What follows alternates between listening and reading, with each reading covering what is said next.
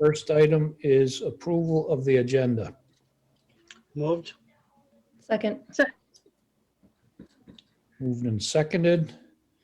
Are there any requested changes to the agenda? I know we've had a few changes in our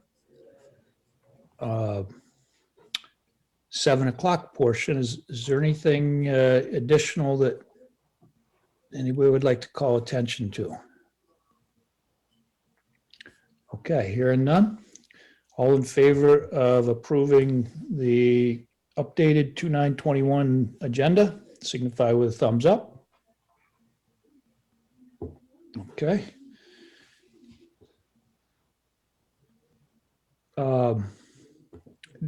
Kathleen, did you hear from Laura at all? I did not. I'll send her an email. Can you send her a note? Yeah, just a reminder, it's at 6. I talked to her at 3:30, 3:45, and we said we'd see each other in a couple hours, so. Yep, There there's she is. Laura right there.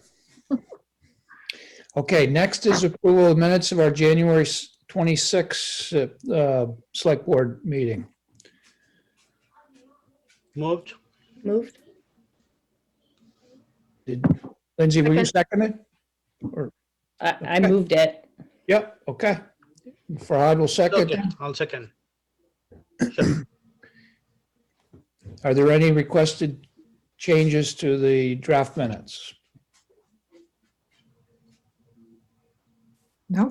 Seeing none, all in favor of approving the minutes as drafted, signify with a thumbs up. All right. Next is citizen comments, and this opportunity, if there's somebody who'd like to speak on something that's not on our agenda this evening. Chris, is there anybody with their hand raised? Board is clear at the moment, Brian. Okay. All right. Is Ann with us, Chris? Yes, she is. Let me bring her in. Why don't we bring Ann in? Okay.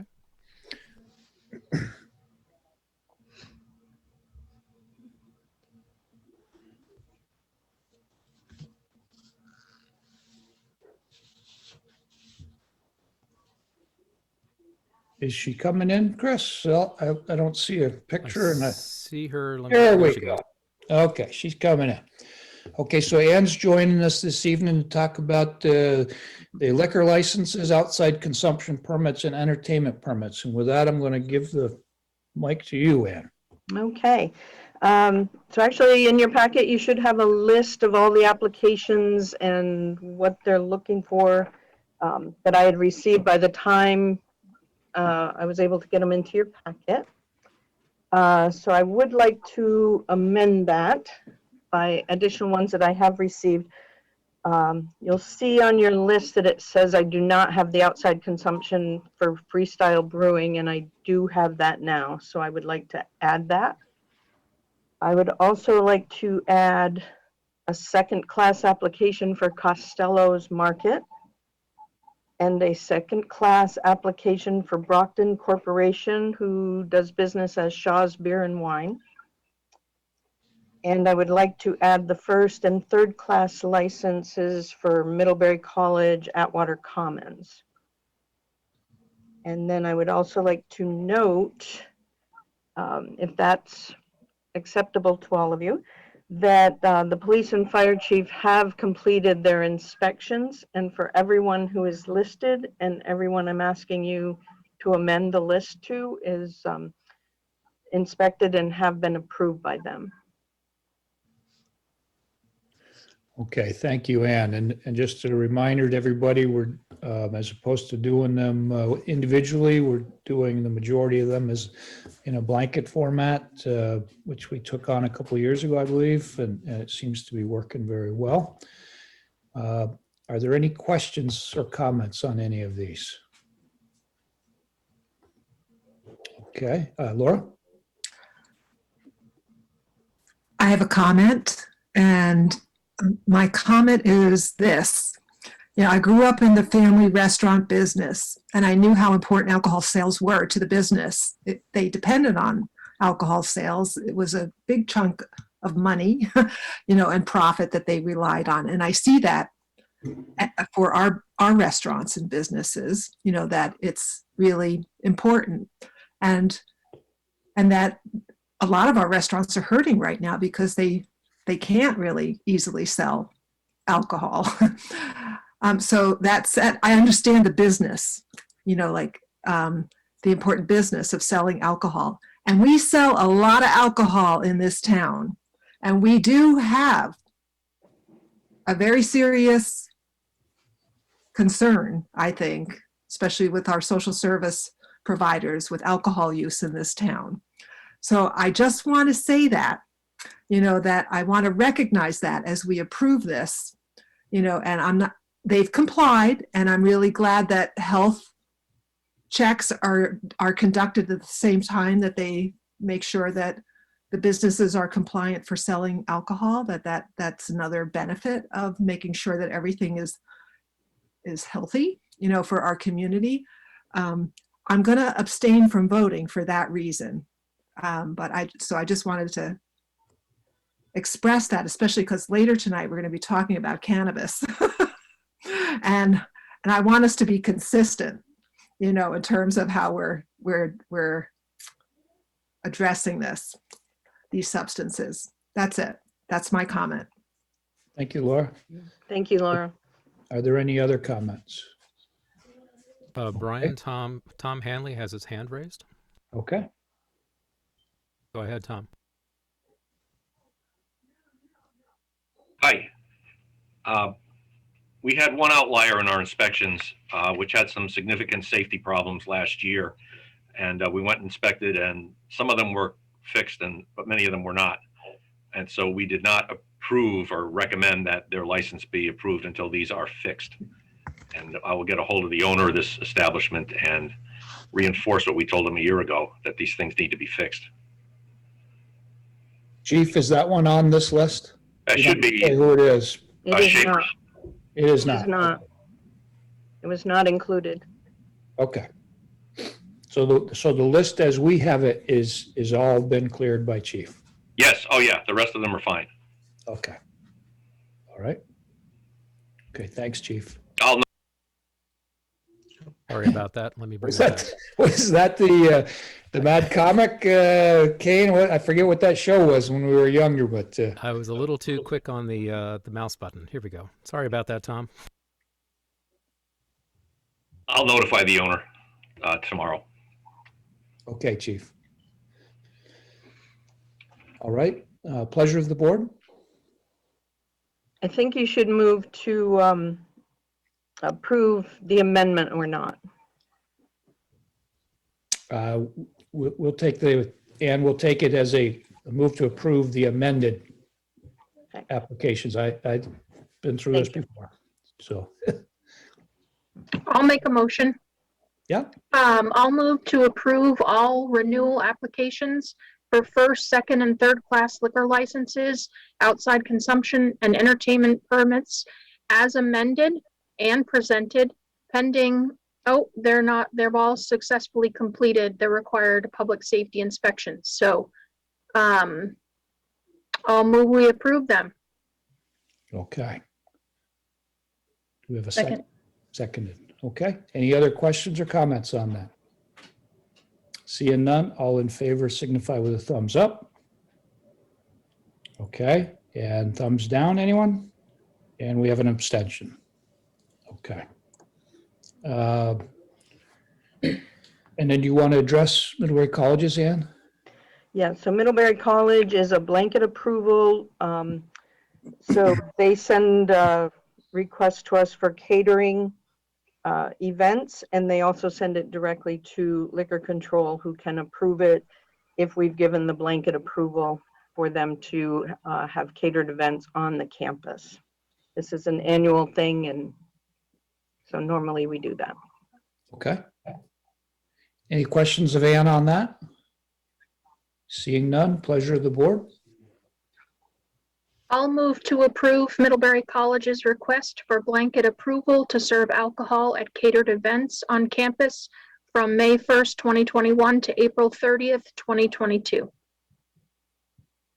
Second. Moved and seconded. Any other comments or questions on that? Seeing none, all in favor signify with a thumbs up. Those opposed, thumbs down, and one abstention. Okay. Thank you very much. Thanks, Ann. Okay. Well, ready for town meeting? We got a lot of ballot packets ready today, so I had some very good help, and I Good. think we're getting there. All A right. lot of paper. Well, thanks for your part, Ann. Thanks.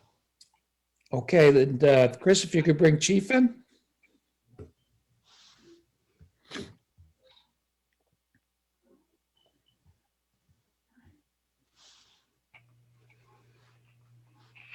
Good evening, Chief. Good evening again. Quick report. Things are going well with the 75 plus group. We hope to be through them in another 2 weeks or so and start moving on to the 70 plus group. The 1A first responders and healthcare providers is ongoing and will continue to be ongoing through the pandemic as new employees come on and that sort of thing. So they will always be able to get theirs. We recommend that those in the 70 plus or the 65 plus who have not gotten a registration yet with the health department to do so now. It'll just make registering for the test when it comes up much easier and quicker for them. So you don't have to wait until that group is being vaccinated and just go ahead. The numbers here aren't bad. I mean, we're still getting them. Numbers throughout the state. Rutland, Bennington, and Franklin County are worse than everybody else by quite a good measure. I don't know why that is. We're concerned now about gatherings after the Super Bowl. I'm not aware of any huge things going on, but we'll be waiting for that over the next week or so as we start to see maybe an increase. We're recommending that as is the health department, that if anybody's been to one of those gatherings, please get tested this week and then next week get tested again. It'll just help contact tracing go a lot smoother in the event there's been a spread of the infection. Okay, any questions of Chief? I just have a general question, Chief. I heard from I was talking to Dana Hart this morning at the MCTV meeting. I thought the library staff and the school teachers and stuff, they will be considered frontline workers. Are they not in line for the vaccinations? No, right now it's age banding, and they did not define essential workers because that really has just a very broad definition. I mean, everybody's an essential worker. If you're working at Shaw's or you're working a clerk somewhere, that they stayed away from that, and they're just doing the age banding right now. So once we get through the age banding, then we're going to go to special populations. That includes people with COPD, some of the BIPOC communities, some of the higher at-risk communities, especially in the urban areas that typically don't get these services, and then we'll move to the general population. And the timing on this all depends on what's available. Right now, there are not enough vaccinations being allotted to allow 4-day-a-week vaccinations here. So we're still running the 2 days a week with the health department. And as soon as the hospital can get on board and give us 2 more days a week, we can potentially be doing up to 1,400 vaccinations a week here in this part of Addison County. And you can see the numbers go really fast. Johnson & Johnson is coming close. Connecticut is going to be using Johnson & Johnson for the younger population, only because it doesn't have the efficacy of the Pfizer or Moderna, but it does reduce the effects of the virus. So there's some advantages to it, but again, the intent right now is to protect those most at risk, and that's the older population, for which Johnson & Johnson may not be as good. And then AstraZeneca is coming along slowly but surely up in 4th place. So, you know, we're getting better all the time. The allotments to Vermont have increased up to about 10,000 a week from the 5,000 that we started with. So we're getting more and more, but a lot of people need to get them, and we're about a little more than 10% of the population now has been vaccinated. Laura? Yes. Chief, I just want to say how very grateful I am for your capacity to hold this data, you know, like, and report it so facilely in our meetings and in your regular reports, and how much I appreciate your consistency in saying, wear the masks, keep social distance, wash hands, even if you've been vaccinated. even if you've been vaccinated. So I just want to say how much I appreciate your consistency in keeping us safe with that messaging. Thank you. Yes, and we reinforce that. The mask doesn't prevent you from getting other people sick. So wear the mask until we get up to 85% herd immunity. Chief, are there any comments as far as the colleges? I think they've released their plan now. Is that out? Or is that not out for public consumption yet? I'll wait to get the formal go-ahead. I know the issue with the TAM, the closure of the TAM and the golf course, Sarah asked me to put that in a bulletin today, so I'll get that out tomorrow. You get that out. Okay, sounds Yeah. good. All right. Any other questions of Chief? If not, we're going to move on, Chief, to your Public Safety Committee recommendation. Okay, this was driven by actor Phil Cunningham got a hold of us. We've had that problem with the bus stop in front of the post office, which is not ideal, but that's all we could do during the construction. What we'd like to do, we looked at a couple of options, and we as a committee and a board just kind of got together and found the best place for the bus. And that's on the Triangle Park side, the first two parking spaces from Merchants Row.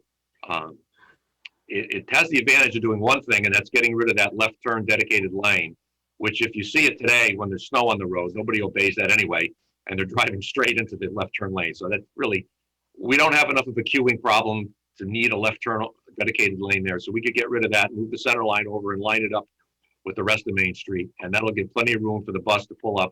We don't need to do anything with the curb. When they repave the road and raise the level of the road up, it'll be perfect for the buses to discharge and accept patients there. And the bus is only there for a couple of minutes, if that. So we have this big open space to look at the beauty of that green. So there's a little bit of an optic presence there as well with the bus stop there. We recover those two spaces in front of the post office. So we just move them around a little bit. And we all looked at it. We debated it, and there wasn't much debate. Everybody seemed to be in favor of it, from actor and the members of the committee. Questions from Chief? Or of Chief? Laura? Again, I'm just really pleased with that solution. And I really think that even though the bus isn't there very long, passengers will be waiting. And so John Greedon's comment to us last week about having seating in that area will be really important, and comfortable seating with a back, especially for the population that uses the bus. So I just think that that's a great location, and coupled with great seating, it's going to be perfect. Yeah, the seating really goes a little bit beyond what we were looking at. We needed to expedite this a little bit for V-Trans to put it on a plan so that when they get ready to go, we'll have it.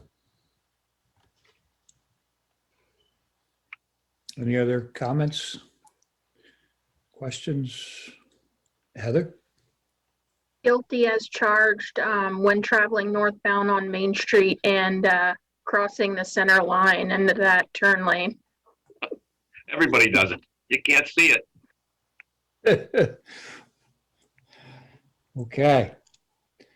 So, sorry, you'll still be able to make the left turn there. There just won't be a dedicated lane. So you'll stop and hold up traffic briefly until you can turn, correct?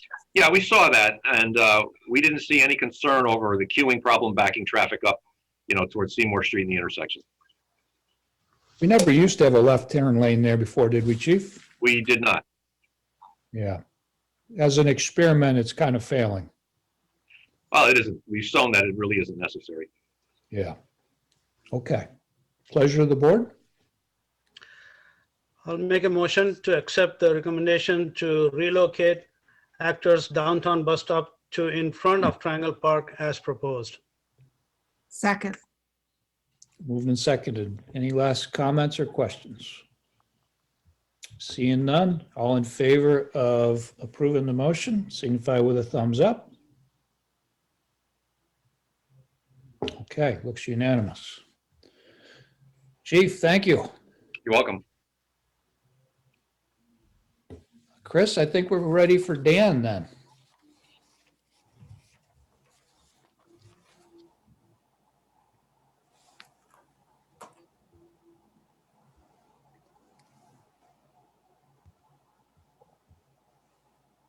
Okay, Good evening, Dan. good evening. I Can you see me? No, your camera is not turned on right now. Okay, hang on. I gotta just, oh, you have to push a couple buttons once he gets the message over to There you. you go. Got it. All right, let me move you back over to center here. All right. There we go. Okay, so first item tonight is the bid for the Court Street Water Main project. We got a positive head nod from the state to go ahead and award the bid. We talked about it at the last board meeting. The low bidder was Belden Construction. Their bid was $686,323. Once you award the bid, then we can get Kathleen going on getting the notice to proceed, or notice of award, and the contractor can get his documents going for, a performance bond and so on and so forth. So at least we can get this process started so we can get going here, hopefully early April or mid-April if the weather cooperates. So anyway, that's all I need for the first item, is for you to award that bid to Belden for the $686,323. Okay, this is finalizing what we talked about at the last meeting. Are there any questions on it? Pleasure of the board. I'll move to award the contract for the Court Street Water Main project to Belden Construction LLC at a total cost of $686,323. Second. Motion and a delayed second. We're moving forward. Any questions on that? All in favor signify with a thumbs up. Okay, looks unanimous. Okay, thank you. The second item is engineering services agreement with Otter Creek Engineering for the Court Street Water Main project. This is just a review for you, and if you have additional time over the next 2 weeks to read a 77-page agreement, but I'll just give a brief rundown. This agreement goes to the state for review. It is done on their accepted format. If you've had a chance to, or when you do take a look at that agreement language, you'll see a lot of line and crossouts and so on and so forth. So those are things that are not part of the I want to call it the boilerplate document that the state uses for this. So it's okay that they're crossed out. It just means it doesn't apply. So this agreement has gone to the state. They will review it and provide us an acknowledgement that it's okay to go ahead and approve. So at the next board meeting, I'll be asking you to award this engineering service agreement to Otter Creek Engineering.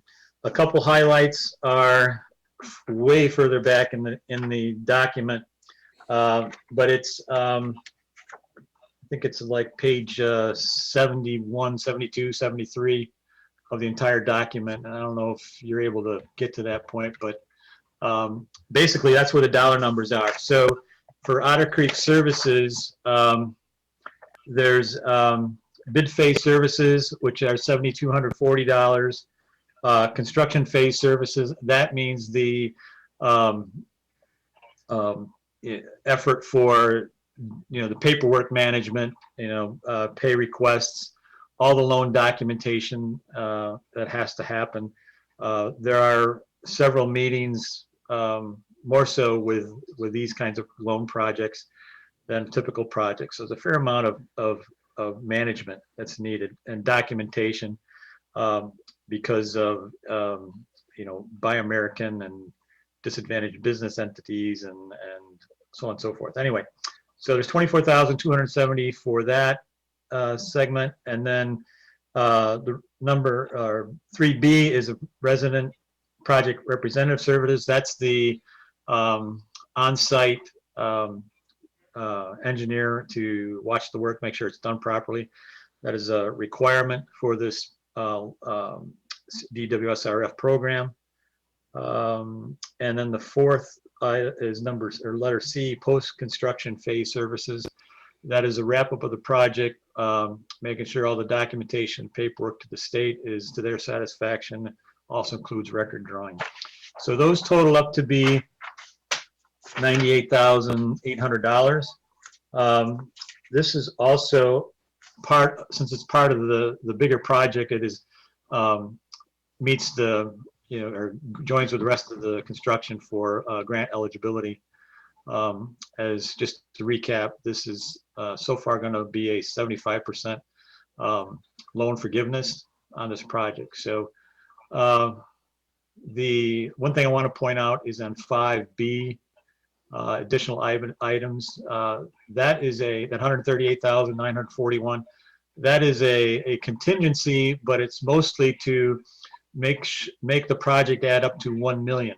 So when we developed this project from the get-go, we had to put in an amount that we thought the project might cost, and we said about $1 million.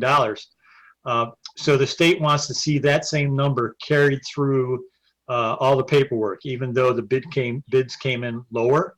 That's all fine. It bothers them when they don't see a continuity of the total project cost throughout their paperwork. So, and it's also a kind of a cushion if something would happen in the project and we needed to have additional funds, that they're there. You wouldn't have to go back through any kind of process with the state.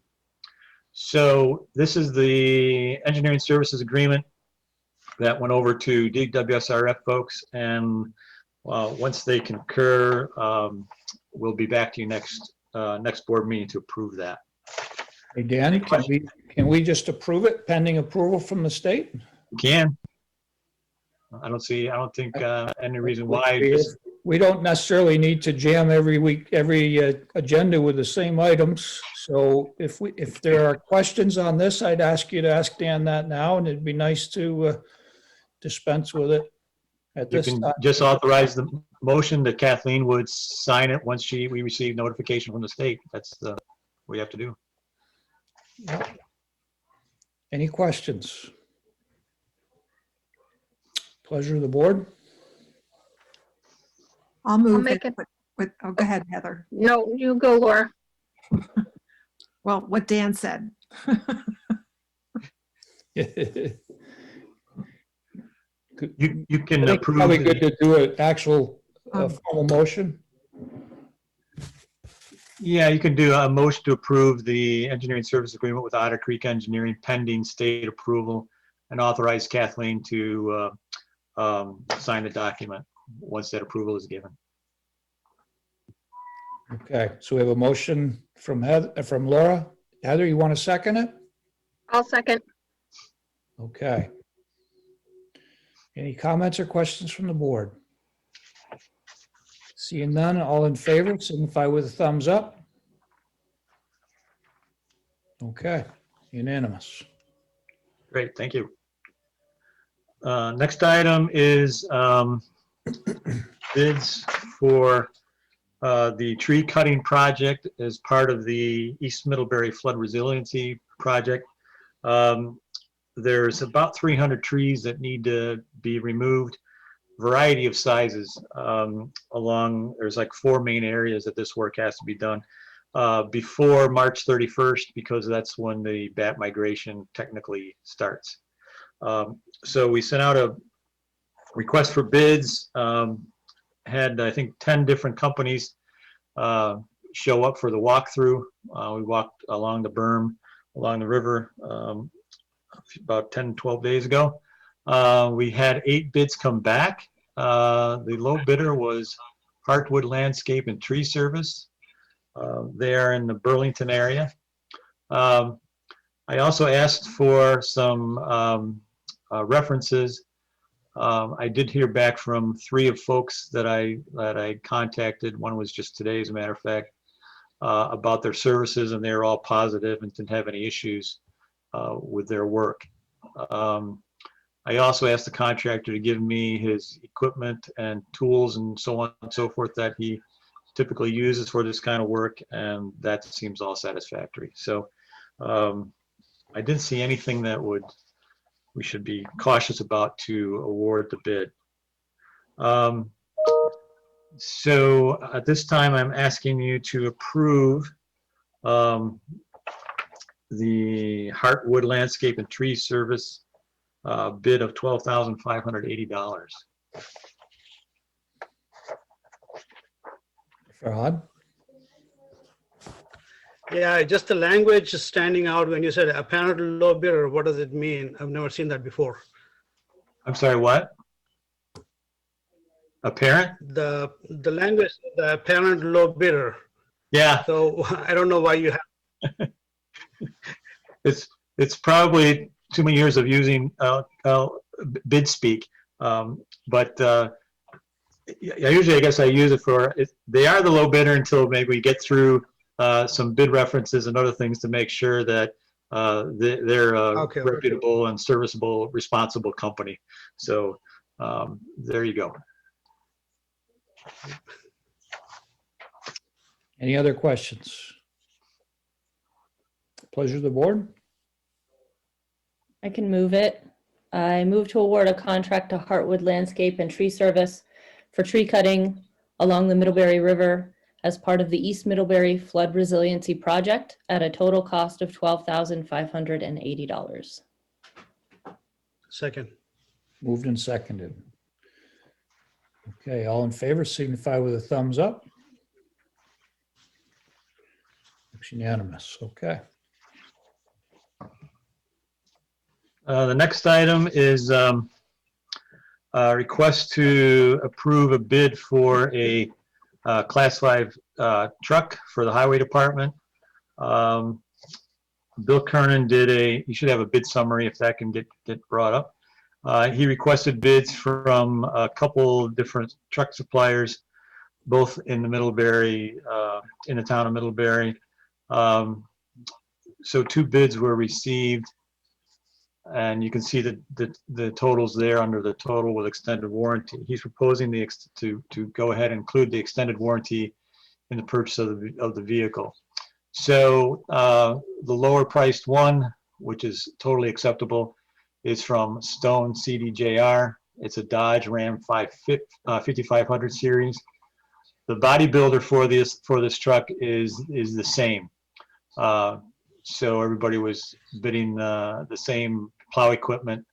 The only difference would have been the truck chassis. So as I said, Stone CDJR was the low bidder at $95,378, and that's Bill's request that you approve that amount. The budget for this vehicle was $120,000, I believe, and this funds are these for this purchase is going to come from the equipment fund, so we're okay there.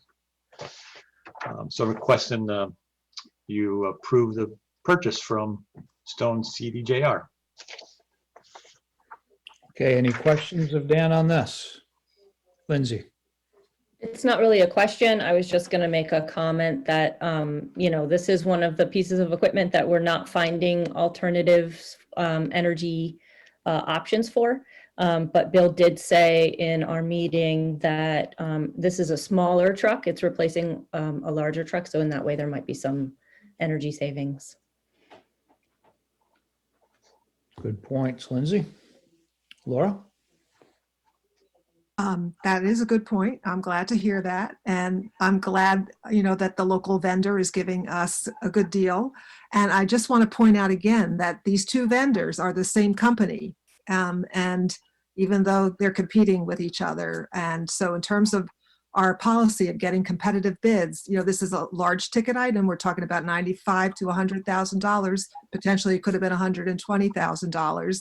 And that I'm just wondering, what are our processes for putting the bid out? Are we reaching the corridor, of competitors that might bid? I just saw the tree one and I was like, well, you got 10 for a much smaller item. And here we have a much higher ticket item and only 2 bidders, and they're both the same company, really. So I think it's great to keep the business local. I think it's not any question about them. They're reputable and wonderful, and they serve us well. And maintenance is taken care of locally, which is very important. I'm just talking about the bigger picture of the bid process, especially with regard to equipment. And this just came up with the police cruisers, same kind of situation. So I'm just wondering, like in terms of our advertising of the bids, do we have to tweak anything? That's my question. Well, Bill did note that he did not solicit bids from Chevrolet dealers because there was known engine issues. So it basically disqualified them from the get-go. So that stops a third possible bidder. I don't think we want to be getting into driving trucks up to Burlington for service. So local's fine. And probably just clarification is they're probably family maybe owned, but they are in fact different businesses. I'm not sure how my family goes. Yeah, I don't think I would get into those semantics on this. I think Laura's point is valid. But it does look like you had offered Formula and Goss both an opportunity to bid, and they chose not to bid. Right.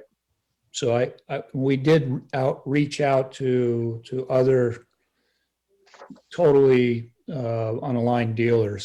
So what does that look like when you reach out? I'm sorry, Brian, I should have raised my hand first to be recognized by you. Okay.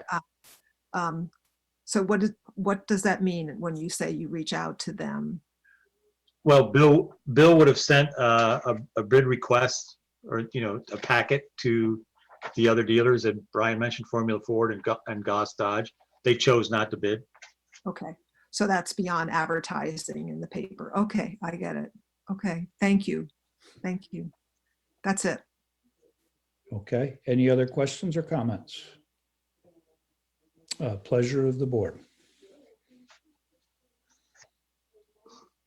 I'll make a motion to award a contract to Stone CDJR for the purchase of a Dodge Ram 5500 with a Viking. Sorry, I don't know what that Size? yeah, anyway, with a Viking body at a total cost of $95,378. Second. Moved and seconded. Any other comments? Seeing none, all in favor signify with a thumbs up. Okay, looks unanimous. Dan, you've got one other issue here for us. Great. This is the a loan application for the East Middlebury Flood Resiliency Project. This is being funded through the Clean Water State Revolving Fund, so I'll use CWSRF for that abbreviation. So this is a loan agreement, and if you've had a chance to look at it, it's completed to the best of our abilities at the time, and needs to go up to the state. The $200,000 that we may receive in a loan/grant is coming through the CWSRF, and this is a new initiative for them to use some remaining funds from prior projects to what they're calling this is like an administrative assistance or subsidy award. So they're using this CWSRF loan application, which is used for more typical projects such as wastewater plants and pump stations and so on. So they're asking for documentation and what's your budget and how much do you have out in other loans, and some of it just doesn't apply, and so they're just using this because they didn't want to develop another process. This needs to be signed by the board members. The one thing that is still in the air, and I did check the box, is if we have all the easement agreements. Benj Putnam is working on those. Amy Sheldon is helping along with that to get the final easements for access to this process underway. So you can, I guess I'm going to have to say is you can authorize, or you can adopt the agreement, approve the agreement but then also, I guess you, Kathleen, probably have them sign it and then just you hold it until we receive the easements from Benj, and then we could send it in. Probably the best way to manage it. Okay, thanks, Dan. Any questions or comments? Hey, Dan, I have a question. This is a really great opportunity if this comes to fruition, because that really helps with the town's debt. How did you find this? How did this come to pass? Well, this goes back probably about 2 years ago. I was talking with Tom Brown at CWSRF about some other projects, had to do with the wastewater combined sewer overflows. That was pretty hot about 2-3 years ago. So I contacted him about that. And he said, well, we're trying to figure out this other, subsidy thing. If you're interested, let's keep talking about it. So basically, we're the guinea pig on this one. Tom said we might be able to help you with a good share of the town's share of the 500,000. So conversations kept going, and so that's where we're at. They haven't really come out and said we're going to give you $200,000, but when they did their programming and it was adopted through their process, the 200,000 was there. So I'm keeping my fingers crossed that they're still going to come through with that. They really don't say until they say, but right now that's the way it looks. Would it be fair to say that our new organizational structure allows you more time to pursue these types of activities? Yeah, absolutely. Yeah. Yeah. I just wanted to make that point because I think you're doing a great job, and I appreciate you finding these types of things. I think that's important to us, and it certainly more than pays for the salary of an additional person when we can actually plan and go about getting the grants that are out there. So yeah, well, thank you. And these are time consumers, these grants, but that's the way it is. totally recognize that, which is why we needed to make that move. So it was in the best interests of the town for sure. Okay, any other comments or questions? Pleasure of the board.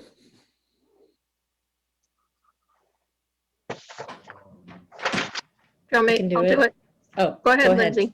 No, you go Okay. ahead. I'll second. Okay.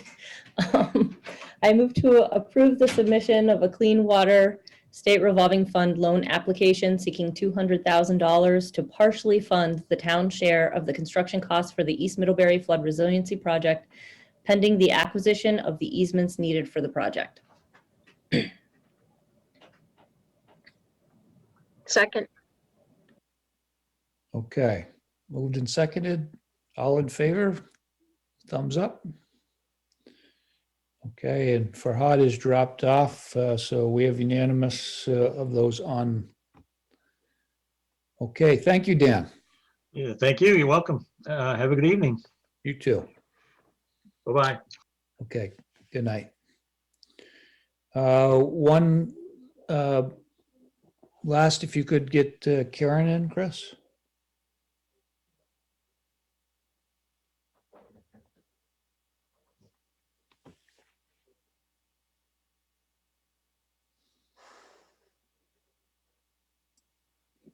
Hey guys, Karen? how are ya? Good. I think Amy is on the call too, Chris, if you don't mind letting her in as well.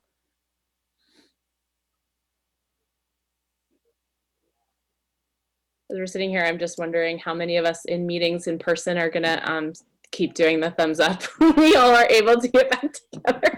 I feel like it's become rote. It's gonna be weird figuring out how to interact in person again.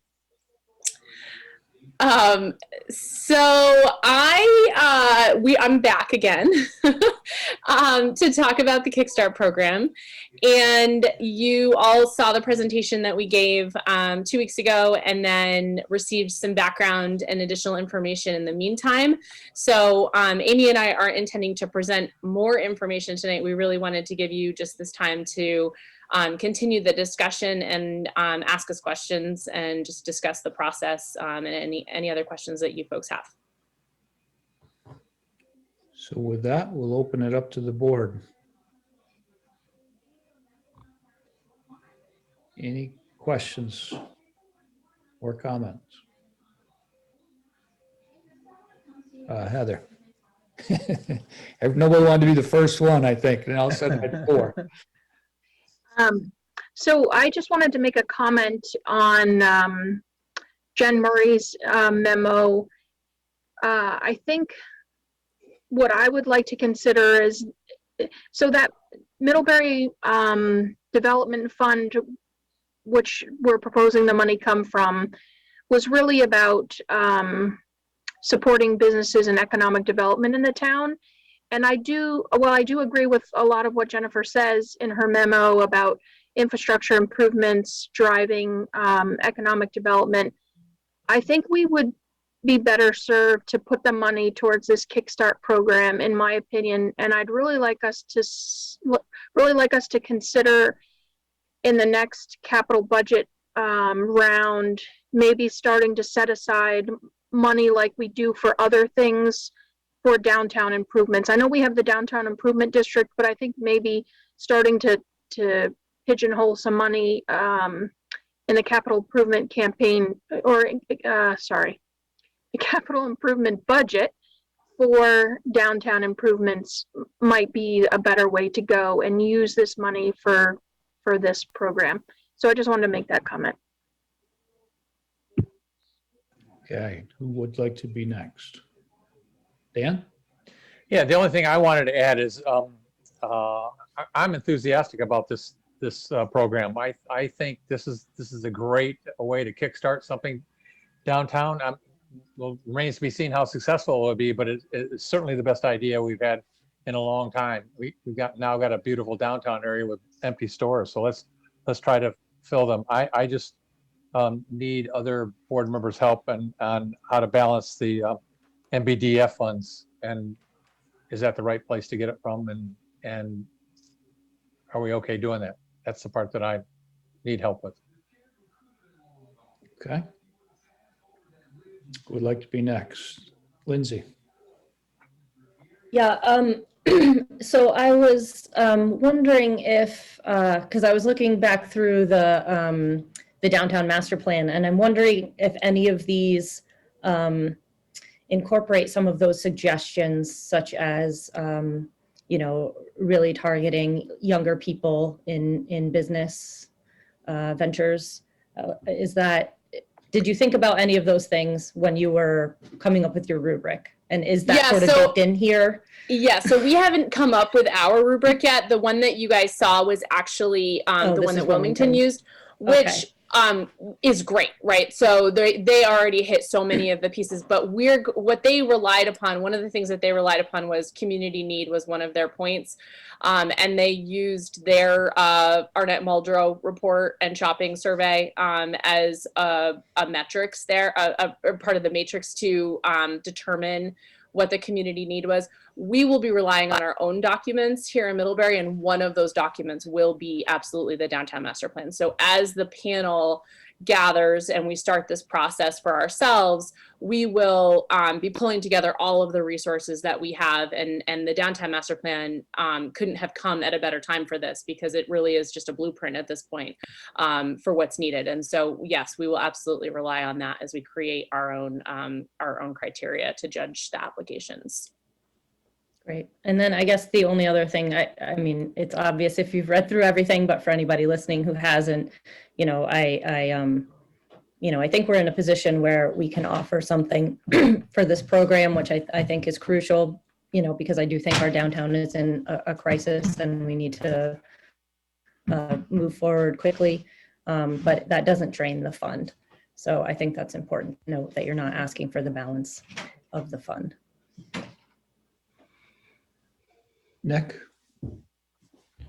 Thought long and hard about this, and I've heard Karen and Amy, and actually had the pleasure of sitting in last Friday at the BMP's discussion on this, and they didn't cut me off, so I appreciate that part too.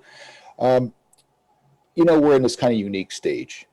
We knew coming off of the bridge project was going to be a difficult time, but then a time of great opportunity. And you know, it's one of the reasons that we push for the master plan and moving forward.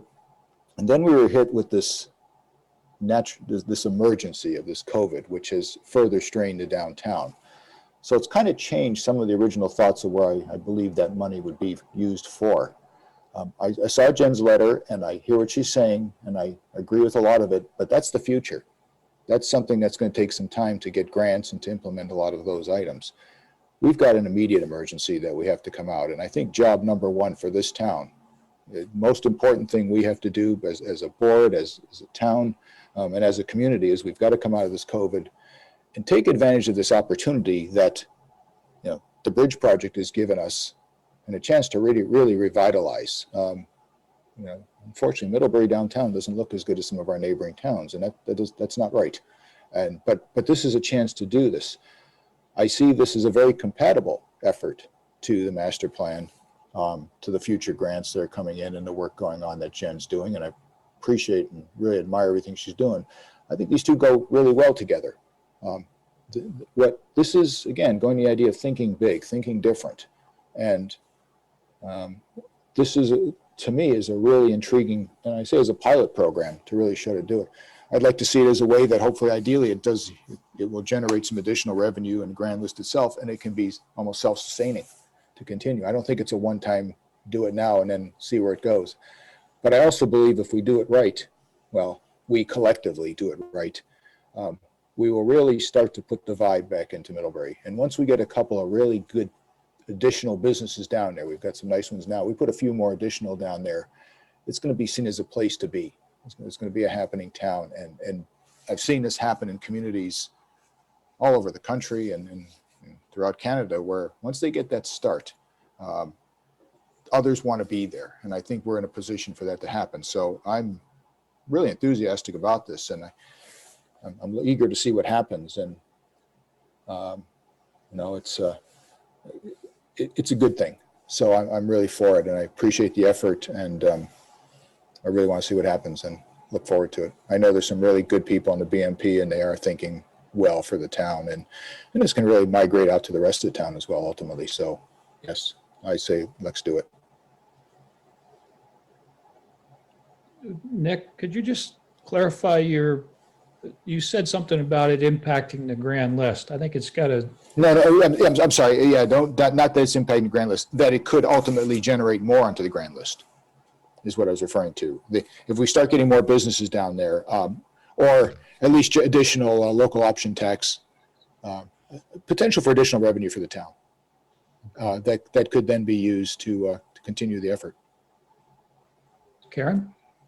I was just going to make the point too that some of the links that I sent you in your background information were to other communities. Rutland comes to mind as one that is doing something on an ongoing basis on a smaller scale than this program. But you know, I think that there are opportunities, as one of you just mentioned, about you know, sort of this is dealing with the emergency, and then you know, there's opportunity beyond, and we only have to look around us to see how other communities are doing that successfully, and then we maybe can replicate some of the more successful programs as we go. But really, we have to deal with this sort of crisis that's happening in the downtown right now to get to that next point. But I do see this as there being a longer term opportunities here. I wonder, because we're talking about 10,000 per business. I wonder if the board would consider starting with like instead of fencing 50,000 from the start, actually starting as a pilot because we know that, you're not going to have 5 businesses immediately. And it would be nice to see how this actually works in my mind. And if we're going to approve this, to start with, say, 20,000, see 2 businesses and see what the draw is. I do think that there's some validity in Jen's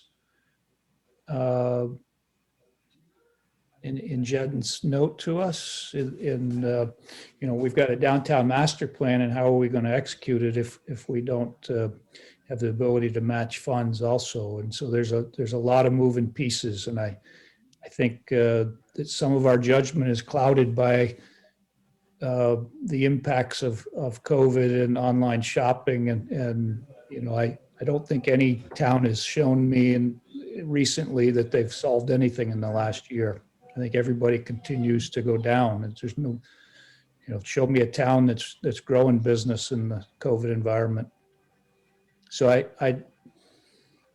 think there's going to be a natural surge that comes following reaching that point when vaccination is at 85%. We have herd immunity, and people are surging back to socialize. I think there'll be some very attractive business opportunities for young entrepreneurs. And so I'd love to continue to develop our downtown in multiple ways, not just by just the town subsidizing and filling storefronts. I think that's going to come somewhat naturally too, although I'd love to help some younger people. But I don't know how many is that magic point. So that's just a consideration. Dan? Yeah, I would just, I think that's a good idea, Brian, but I would recommend that we do more than 20,000. To attract 2 businesses and offer each of them $10,000 a piece, I think BMP and their process is going to have more expenses than just giving the 10,000 away. They're going to have to put this whole program together, probably some marketing and overhead expenses and things like that. So if we want them to shoot for 2 businesses, I would suggest that we do $25,000 or $30,000 to them so they can administer this program, unless they've got other sources of money. But Karen? Yeah, based on what we're figuring at this point, we're figuring 10,000 for each startup, and then additional, so marketing dollars, which I had measured at additional 10,000. If we were looking at, I think 3 to 4 new businesses coming in, as well as supplemental for the startup package that we're building. So we're asking for donations for that program. So, advertising and web development and graphic design and things like that. But we're expecting to have to supplement a bit of that. So I think I had budgeted another 10,000 for that. Again, that made up the 50. So to think about 2 businesses, I think it would be a budget that is closer to 25 to 30,000. Okay, thanks for the clarification. Lindsay? Yeah, I'm just, when are we planning, like, sort of the downtown reveal for when all the work is done? Probably August. Ish. Okay. August. Because I do think, when we get to that point, if people come and it's fewer businesses to, poke their heads in than it was before we did all this, I think it'll be very underwhelming and a bit of a letdown. So just a thought. Dan? another thought for me would be I think they want to get this business up to speed as quickly as they can before the winter months come, where all businesses suffer downtown. So they need this, a business like this needs to be rocking and rolling early on. So there's some urgency here, I would think. Yeah, I mean, I get that, but there is some realities to the current environment. Amy? Oh, yeah. It's going to be tough to get anybody rocking and rolling right now. No, I agree. I agree with that. And I think putting in place the infrastructure to get somebody or one or two or more businesses in there is imperative too, just so that they can be up and running by the time, hopefully, people are more vaccinated and moving more freely. I guess my request would be then, if the pleasure of the board is to limit the funds, perhaps there's a way to meet in the middle and, characterize this as up to $50,000. We're going to have to work with some mechanics of whether it's cash outlay or reimbursements and how we work with the town, just like we did with the VTrans and Neighbors Together money. That way it's at least earmarked, if you will. And I agree that Jennifer's proposal is sort of works hand in hand with what goes on in Middlebury, and there's still even after $50,000, there's a significant balance to that account that I imagine could be leveraged in one way or another for grants for infrastructure improvements that she mentioned in her proposal. So I guess that would be one thought, is to grant up to $50,000 at this point. Is there any way to use some of the funds that the state has given us for this marketing as part of supporting the downtown development, Kathleen? When we talk about needing marketing money? I would leave that to Karen.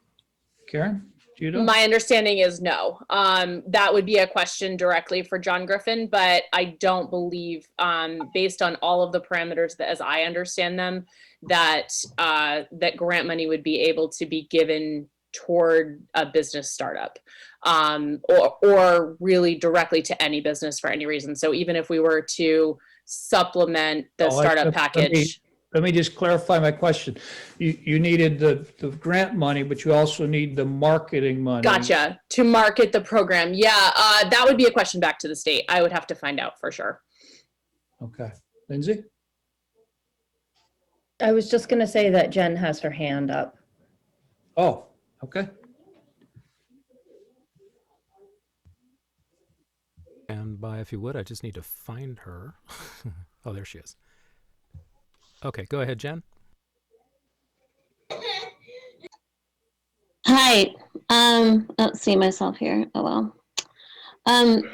Yeah. So if what Brian is talking about is that the grants for marketing and promotion money that we recently got from the municipal planning grant program, that's something we're supposed to be implementing this summer. Hopefully there's some capacity left to help the town work on that. It was very nice of the Selectboard to sponsor that application, and we did get $20,000 to use to assist BMP in their mission of doing promotion and marketing in downtown. So yeah, no, I think absolutely that's an example of the town directly assisting businesses in downtown, if that helps answer your question.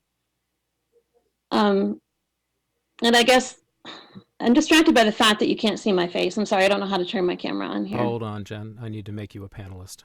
I mean, not that my...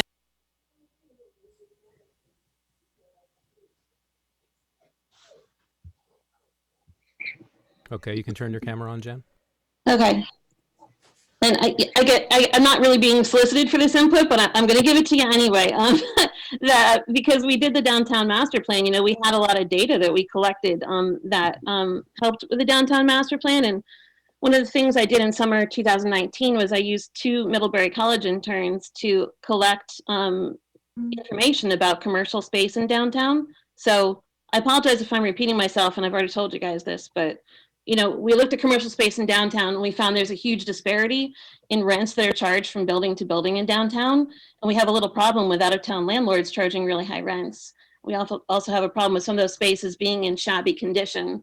And so those were 2 of the things that the downtown master plan identifies as needing to address to prevent vacancies in downtown. So I'll just throw that out there, that there may be underlying reasons that some of these vacancies are persisting. And I would hate to see you not design this carefully so that you're throwing money at a problem that might be part of the landlord's responsibility too. It'd be really nice to see those landlords have some skin in the game and donate some money toward the program rather than the town just doing it alone. That's part of the program. Okay, I didn't see it in the agenda notes, so I assumed it wasn't. Yep. And so then, you know, the other thing to think about is the vacancy rate. You know, I heard Karen say that it was an emergency and, you know, that this was, you know, something that we really had to do right now. And I want you to think about the vacancy rate before COVID and before the downtown shutdown. It was at 5%. 6% is the rule of thumb for a healthy vacancy rate for a downtown. And right now our vacancy rate is at 8.5%. So, you know, I'm not going to purport to be an expert on that, but just think about, you know, if we're in the stage where we have to kind of ask what's going on, or if we're truly in an emergency stage where we need to react right now. Trying to think if I have any other hard data for you to make a data-based decision, because I know right now there's a lot of emotions and fear and gossip and things flying around downtown. I'm just trying to think if I have any more like actual data for you. I guess that's all I can think of right now, but I guess the last thing I want to say is, you know, when I reread my memo, I realized one thing missing is explaining to you like what I mean by these downtown improvements. And just to be clear, I'm not talking about the EDI site. I'm talking about like a sidewalk so that when people get off the Amtrak, they can walk into the Marble Works. And I'm talking about repairing stairs to get people around downtown, you know, putting stamped concrete in intersections so there's a sense of arrival, just really basic infrastructure stuff that I cannot believe isn't economic development. And I guess, you know, I spent a lot more time with the economic development consultant than everybody else. I feel the need to pass on their message. And their message to me was, we're going to write an economic development section in the town plan with you, which has 3 subsections. Please check out all the things in the economic development section of the plan. It looks like Lindsay did, so thank you. But, you know, the best thing that a town can do to support economic development is support the infrastructure. It's not Jennifer's opinion. It's professional practice. You know, this is what the consultants tell these towns every time, because towns often want to try to start to, you know, use money to directly impact how the public sector works. And that just doesn't always work out well in practice. And that's just what any economic development consultant would tell you. So unless you have any other questions for me. Thanks for giving me a chance to talk. Okay, thanks, Jen. Amy. You know, that discussion, and I'm always a hard data facts person. I think that it's a classic chicken and the egg. You know, what do you do first, and how do you support everything? And you know, no matter what, nobody's going to be thrilled with every outcome. But I do think that in order to encourage and get people down, there has to be a reason for people to be in the downtown in order to move them around the infrastructure that's there. And, you know, once the infrastructure is there, hopefully people move around downtown. So again, we're sort of chicken and the egg. The vacancy rate, I haven't done the math. I think certainly the optics of the vacancies in Middlebury is far worse than 8% when you look at what is available for space downtown. And to Jen's point, I just wanted to clarify that, you know, we have talked to some of the landlords and this program, and to make this successful, the landlords who own the spaces that need some upfit or retrofit are going to have to comply with the outline of the program as we design it. And part of that might be, you know, just as an example, a reduction of rent for a period of time, or actually outlay of money towards infrastructure improvements within that space to make it work for the, you know, the awarded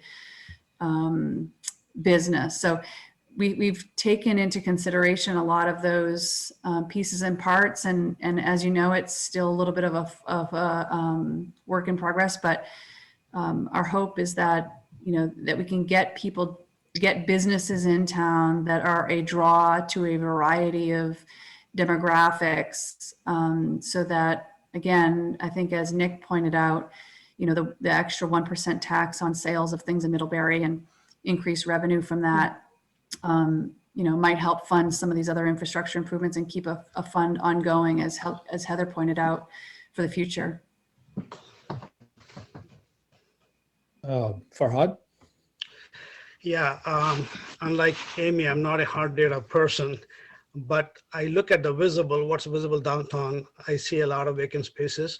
And I don't want to take it lightly that people are unduly stressed or unduly have a tense moment, but this is real. the pandemic and the bridge construction has hurt people in a real way. I think we have to recognize that.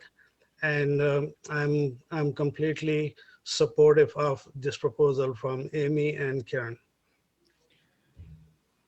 Might I suggest that as part of this, Karen and I have talked, and she definitely would like a town presence on this, on the committee, the oversight and preparing the rules, as well as in the ongoing planning of how do we promote the downtown. We have the grant, which Jen has been our key person on. I would recommend that the board ask Jen to be our presence in that planning committee. She's got, for me, she's got the, she just outlined what she's already done, what she's a part of. She's got the experience and the training in doing this. And so I think that's one way to ensure that we're all working jointly and towards the same ends. So, Lindsay? Just going to say Jenner has her hand up again. I'm volunteering, Jen, without Jen volunteering, so. Sorry about that. Yeah, no, absolutely. For the grant that we have that's going to work on promotion and marketing, I'm actually managing that project, and Karen and Fred are helping me. So we are a steering committee of 3, hopefully to expand to others. As far as me being the town representative on like the committee for the Kickstart grant, I mean, I don't know, we should talk about that some more. I mean, I really think that fundamentally, I'm not sure as the town planner that I want to be having anything to do with influencing how the private sector does or does not invest. I wear separate hats, and as the development coordinator, I don't want any part of it, just because I don't want to have a conflict of interest. Thank you. Okay. Well, then maybe we would be looking for a select board member to sit on that or something else. I do think that we need to have town presence because these are town funds being spent, and this is a pretty significant program that we're trying to promote our downtown. And if we're not working together as a team, I don't think it's for the board or for the government, I don't think it's a conflict of interest to promote our downtown. And so I get it if Jen feels that, but I think we absolutely have to have a town presence in this process. Brian, Jen has her hand up again. Okay.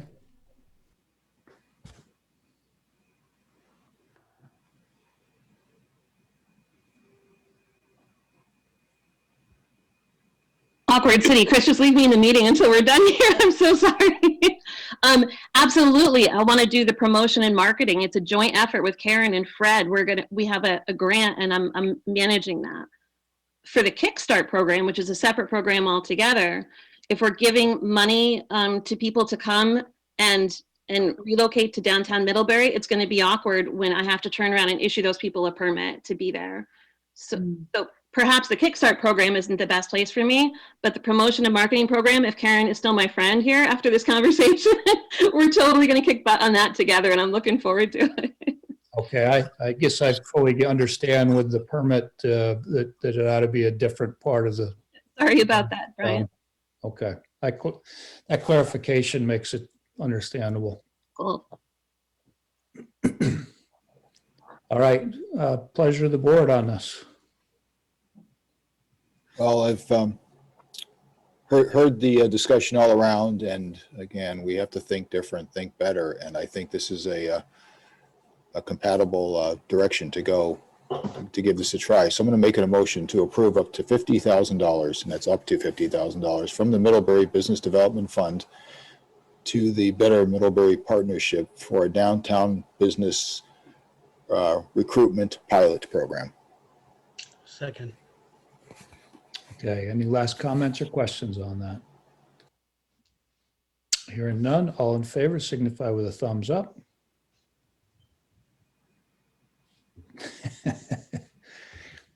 Heather, are you voting the absentee? All right. Okay. All right, ladies, thanks for your energies, and let's see what we can do, huh? Thank you, Brian. I'll be in touch about town representation, and you all can decide on your own about that. But I'll let you know as we go forward, and then you can let me know who the representation is. Okay, I think we need to maybe have a conversation with Kathleen together and Perfect. see how to proceed, but we can do that. Sounds offline. great. Thank you so much, you guys. Thank you.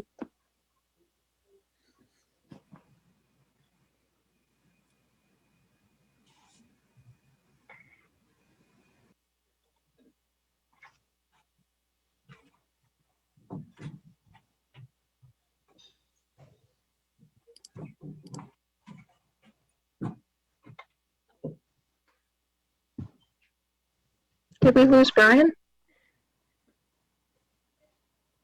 I think we lost Brian. My fault. Hang on a second. We're done. Let's leave. Batting Nice a going. thousand, Brian. Sorry about that. Yeah, nice going, Chris.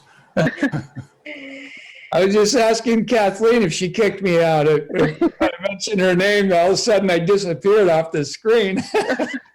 You didn't hear the all in favor of getting rid of Brian, did you? I guess it's the end of my term. Oh, God. Okay, I'm sorry, but we get no break tonight.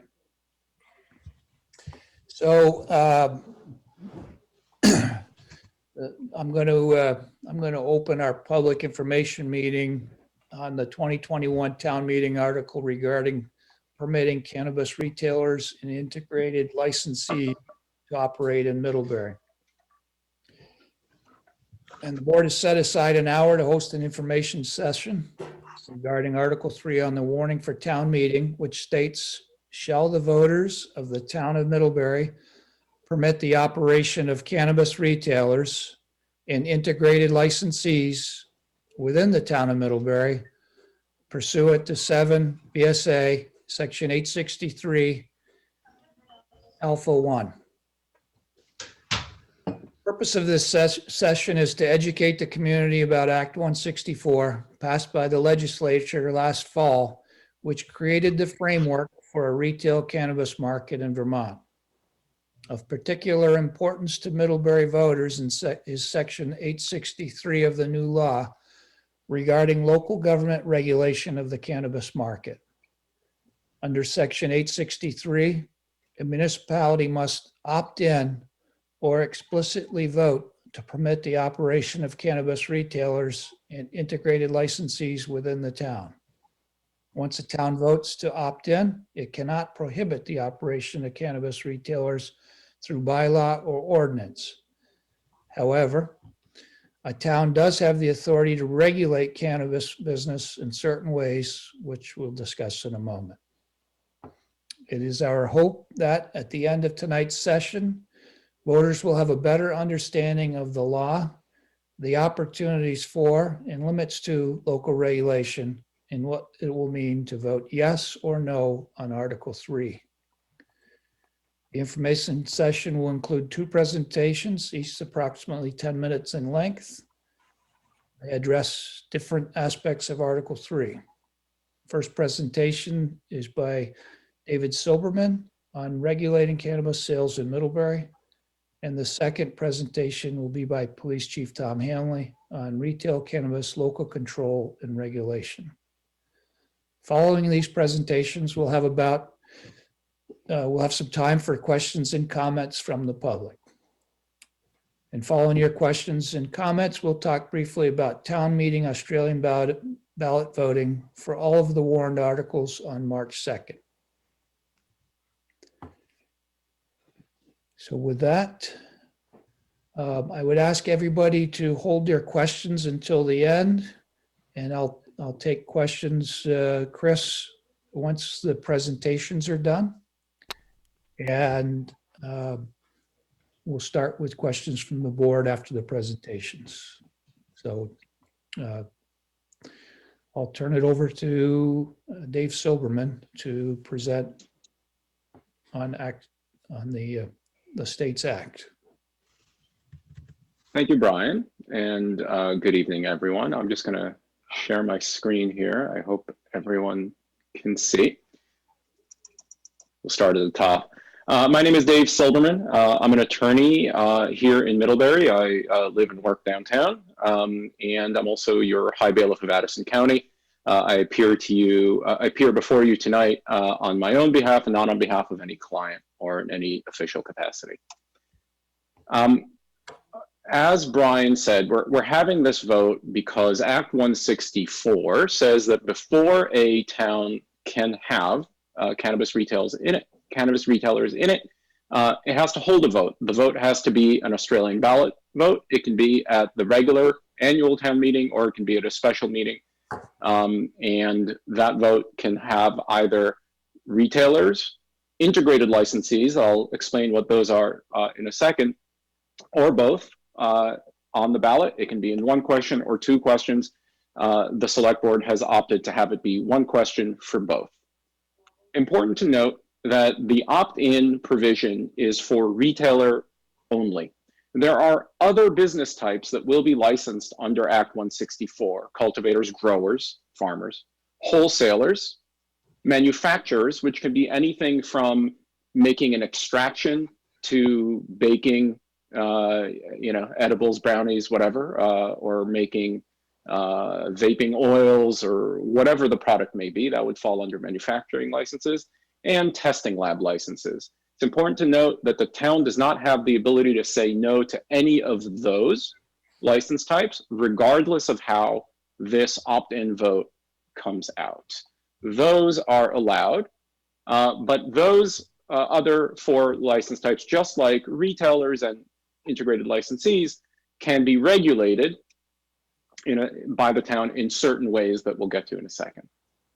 So a yes vote does not mean that stores will open tomorrow.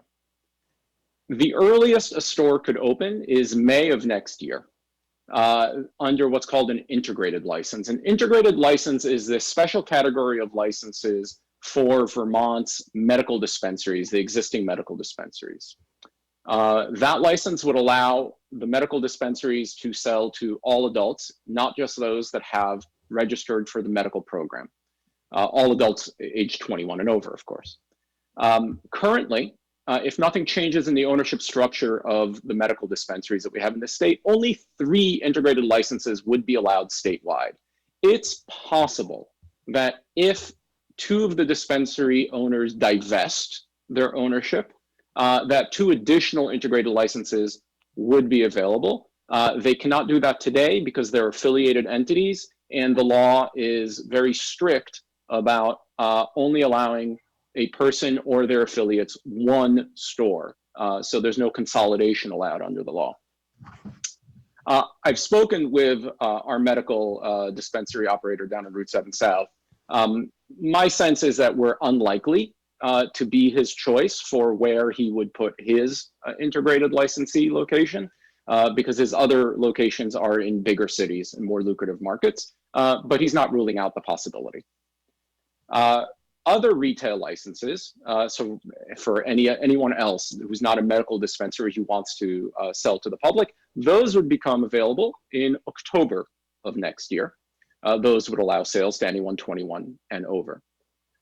These licenses would not allow on-site consumption. There is no license type in Vermont that would allow on-site consumption. The legislature has said no to any kind of idea of cannabis cafes or anything like that. If you're thinking about like Amsterdam-style cafes where you can buy some cannabis and smoke outside, not in Vermont. Smoking outside is not allowed anywhere in the state. It is prohibited by law in all public places. So that definitely includes parks and sidewalks and schools and things like that, but it also includes hotels. And there is no cap on the number of retail licenses. That is potentially unlimited. The market will really determine. The town has a limited authority to regulate cannabis businesses under this new law. They can regulate all cannabis businesses. Again, that's retailers, manufacturers, cultivators, testing labs, or wholesalers through zoning, through sign ordinances and through nuisance ordinances. When you think about nuisance ordinances in the context of cannabis, you're probably thinking about smells emanating from a facility. And the legislature made clear in this law that for purposes of nuisance ordinances, cannabis is not to be considered an agricultural activity that is exempt from nuisance. So while we may all find certain smells annoying, we may find cow manure to be an offensive odor, that nuisance ordinances cannot do anything about. But cannabis smell nuisance ordinances can do something about. The town cannot use this regulatory authority to prohibit licensees, only to regulate them. The towns are allowed to, but are not required to, establish local control boards, similar to what Middlebury does with liquor control. And the law says that this local control board can be made up of elected town officials, so it could be the select board, or the select board also has the authority to establish another body that's staffed by appointees of the select board. That's up to the select board to determine. And the select board can do all of these kinds of regulations by themselves. They do not need to go to voters again. The voters' authority here is simply to say yes or no to retailers, and then the select board would then kick in with its regulatory authority. A brief word about money. There are two different types of state taxes that will be applied to cannabis sales. There's a 14% excise tax. That excise tax is going to be used primarily for the operation of the statewide regulatory program, but 30% of those funds are reserved for prevention programs. And that is something that the legislature has set aside. There will be the standard 6% sales tax that will apply to cannabis sales. As you may know, the sales tax goes primarily to the education fund, but these funds going into the education funds have been earmarked in advance for the potential universal after-school programs that you may recall Governor Scott spoke about at his State of the State address a year ago, or it might have been 2 years ago, the desire to have broad-based, universal, free after-school programming in every town in the state. That has been thought about at the state level as another kind of prevention type program, primarily aimed at children, of course. Middlebury is fortunate that we have our 1% local option tax. Because there is a sales tax, the local option tax applies as well. And that money would be, just like all other sales taxes collected by the town, actually collected by the state and administered to the town after a small deduction. So Middlebury will get its typical cut on those sales. And finally, there is this concept of a local fee in the law. It's a bit of a misnomer because the town will not impose the fee. Just like the local option tax, the state will impose the local fee, and it will handle it and then transfer it on to the hosting municipalities. Those fees will be applied to all license types, not just retailers. And the level of fees has yet to be set. It will be set by the legislature after a recommendation by the control board. That is supposed to happen this spring. It may be delayed. And the law requires that fee to be set at a level that is intended to cover the town's regulatory costs, whatever those may be. And so that is it for this portion of the presentation. Brian has asked me to save some further comments for a later part of the program. So if you have any questions, glad to take them, and thank you very much. Okay, thank you, Dave. So are there any questions on Dave's presentation at this point? Please raise your hand and Chris can let me know that there's hand raised. Laura? Dave, could you speak to the sign ordinance reference that you had back in the earlier presentation and explain what that might mean? Sure.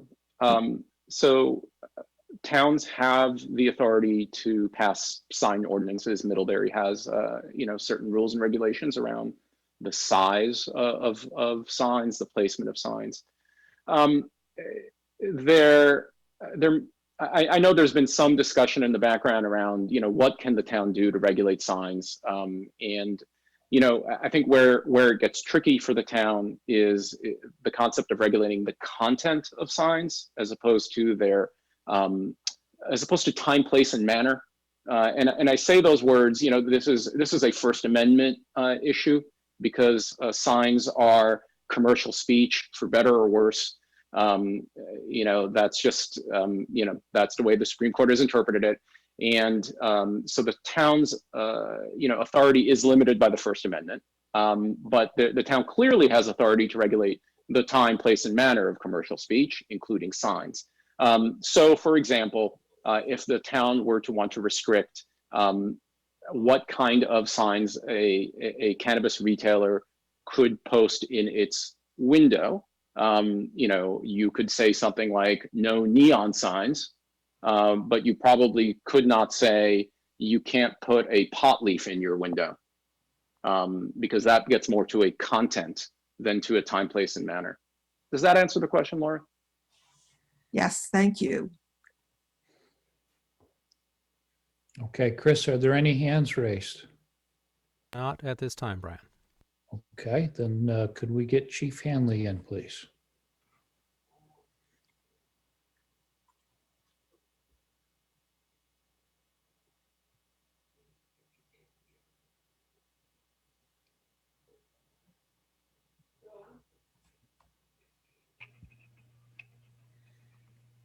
There we go. I see you now, Chief. Okay, here we are. David, thank you for a very good presentation. You kind of really laid out the legal aspects of this and kind of stole our thunder a little bit. Some of our slides are going to duplicate everything that you said. Again, the town can't prohibit the operation of cannabis through an ordinance. So the people vote for it. That's what it is. As far as the regulation goes, I'll skip over some of these things that you've already talked about.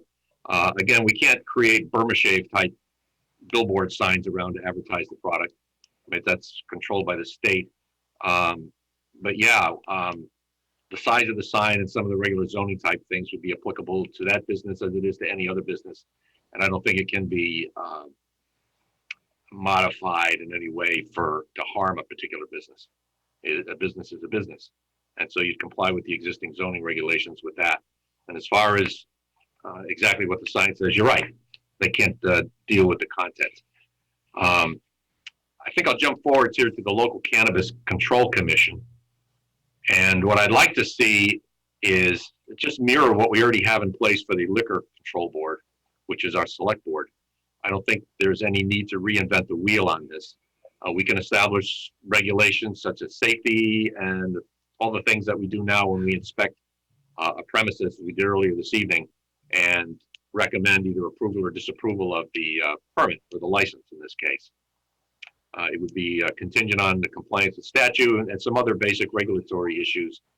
And again, whether there's been any nuisances or anything like that. And again, there'd be a hearing before the board as we did in the past for some of the fairly significant liquor violations that we had.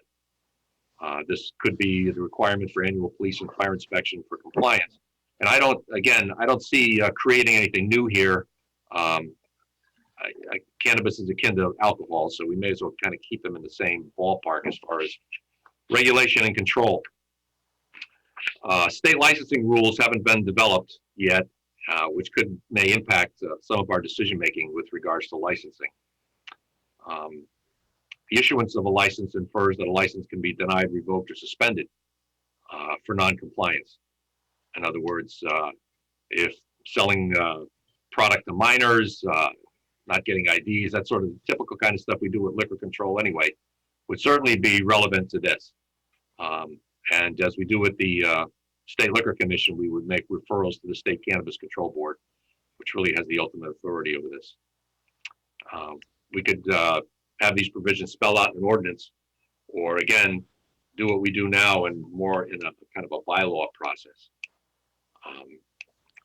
With respect to ordinances, you had mentioned that the general public doesn't get to vote on these, but in an ordinance adoption process, there is a public hearing and then a vote on this by the board, and people can weigh in on it. So there is a public response to this.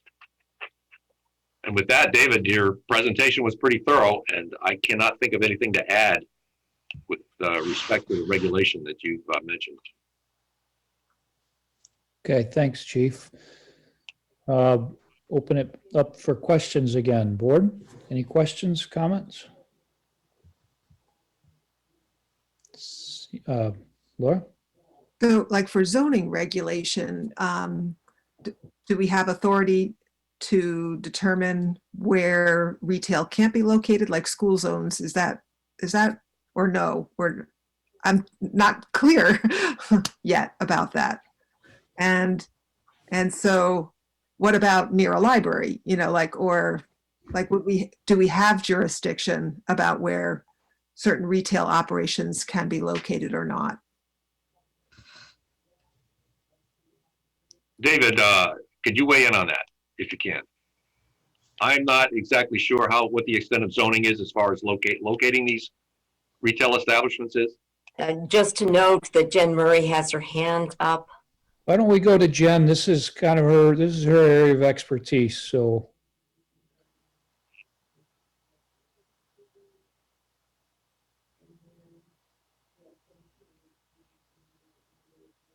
Yeah, I feel like maybe I should be the one to weigh in on zoning. I think so. Okay, so the question was whether we would be able to prohibit this in certain parts of town, and the answer is yeah, we'd have to choose zoning districts that we wanted to allow this use in. But then within said zoning district, it's unclear to me if we'd be able to say, you know, it's okay to have something in Frog Hollow Alley, but we don't want something on Main Street. I don't think we can really parse out within a zoning district. I think we're going to have to decide which zoning districts it goes in. And I'm hoping that the state comes up with rules that prohibit it from being too close to a school. You know, their guidance isn't due to come out until June. So I would think that that's the better medium for regulating distance to a school, better than zoning, is a local ordinance or the state. Any other questions on the zoning? Are you satisfied with the sign answer?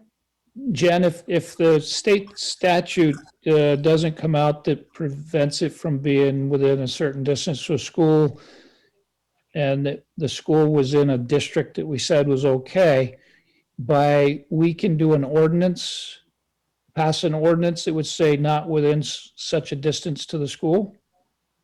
I'm not an attorney, so I don't really know if an ordinance would have that control, but it does sound like this local cannabis control board will be able to have certain controls. Dave, do you have an opinion on that one? That's outside zoning. Yeah, I think, so I'm not a municipal law attorney, but I tend to think that distance from something is probably not an effective zoning strategy. You know, I would hope that when the select board, you know, considers, you know, goes through the public process of figuring out what amendments it needs to make to our existing zoning laws, that, you know, you just have a thorough review and really sit down and think with the maps as to where it's appropriate and where it's not. I think, you know, right now, because the zoning bylaws don't contemplate this, that right now, if we could plop a store down today, it would be allowed, I think, in any zone that is approved for retail. And so that's probably where the select board might want to start its deliberation, is to think of, you know, do we need to create a new type, you know, of activity that's, you know, sort of a subset of retail or different than retail, and specify. That's not really the question, though. The question is, you know, if you could use a bylaw by the local cannabis commission to restrict cannabis sales within 100 feet of a school, and that's a question I can't answer right now. Farhad? Yeah, I know we are talking about the proximity to schools and libraries. How do you feel about, let's say, next to a family-oriented restaurant who may not be comfortable seeing a cannabis store next to them? How do you feel about that when it comes to zoning? How do I can tell you all day long how I feel. I got tons of opinions. I'm trying to think. Yeah, so if someone was reviewing an application next to the restaurant and that use was allowed in that district, then all we would be reviewing that application for was things like adequate parking and number of seats and things like that. We wouldn't have legal basis to deny it based on the fact that it wasn't a family-oriented use. And so that's why this vote is so important, because once you opt in, you can't ever prohibit that from being in the town again. Like, take car dealerships. At one point, we had 3 car dealerships, and then someone in the town before my time decided that's enough car dealerships. So we adjusted our table of uses, and new car dealerships are no longer allowed in the town of Middlebury, because we got to 3 and we said that was enough. If we opt in with this vote, the municipality will no longer have that kind of control over this use. So it's an opt-in to lose municipal control in a way. I should also mention. But you know that. Mm-hmm. But you do know that cannabis is a unique business. It's not like a car dealership. Well, a car dealership is a unique business too. It's a special kind of retail. So they're both specialty retail, right? No, people have opinions about this. Cannabis is a little bit different, I think. Yeah, I was just giving you an example of how we could ban a use town-wide and how we won't be able to do that for this specific retail use. We'll never be able, once you opt in, you'll never be able to ban cannabis retail town-wide. You'll only be able to restrict it to certain districts. And when you're reviewing those applications, you wouldn't have legal standing to just deny it on the basis of not wanting it next to a restaurant or next to a community. Yeah, I know, I do understand. Because then they could go to environmental court and they could appeal that. And unless you had good legal standing, you would lose the appeal in e-court. I should probably also mention historic design review standards. I see some pictures of these stores in Colorado and they're like all green on the outside. And unless we really buck up our regulations with regard to our design review standards, I don't feel that we'd have the basis to deny an all green building in downtown with zoning or something like that. So we don't have these protections in place right now.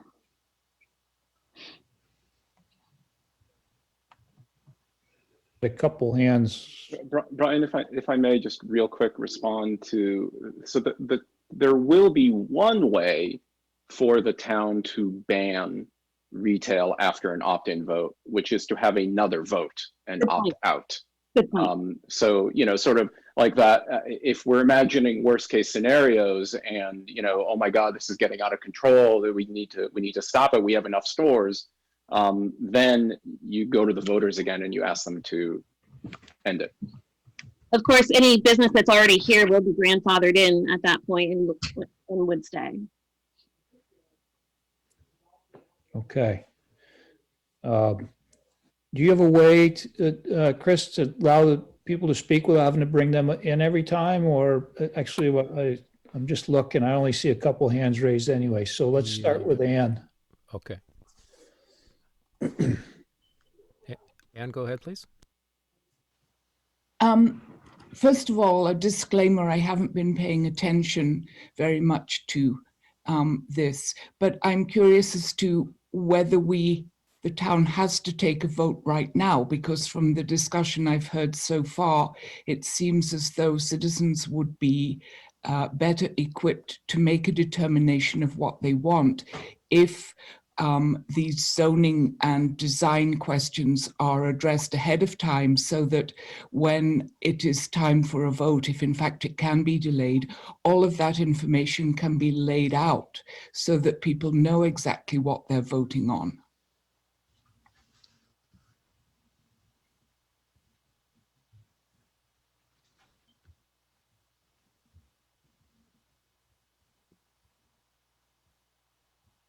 I don't know if anybody has a comment on Ann's question. Jen, do you have any thoughts on that? You're muted. So, not to put it on Jen, a board was presented with a potential citizens petition by Dave Silverman wanting to move this forward. It is on the town meeting warning, so it will be voted on by the voters this year. Okay, thank you. Yeah, thanks, Kathleen. And actually, Ann, I think we, the board has felt that before we have a lot of projects on our plate, and this is a significant undertaking to review all of the ordinance and zoning and everything. And before we make this a large project for Jen, we'd like to know what the voters think if they want us to even pursue this. So, Judy, please. Go ahead, Judy.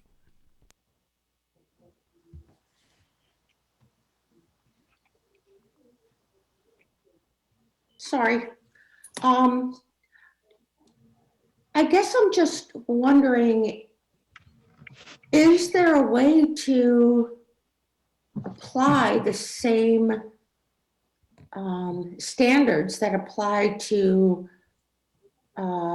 liquor sales to cannabis sales? And maybe I missed something, and I apologize if I missed something. But I don't think you can sell liquor like right next to the high school or the elementary school. Or the middle school. So Judy, sorry, if I understand your question, I think, Tom, correct me if I'm wrong, that these things are set by state regulation as far as the proximity to schools. For liquor control, for liquor sales and the... But couldn't the same regulations be applied? Or is that what you all are trying to decide? So the state would have to set those regulations, I think. And one of our experts can certainly jump in and correct me if I'm wrong on that.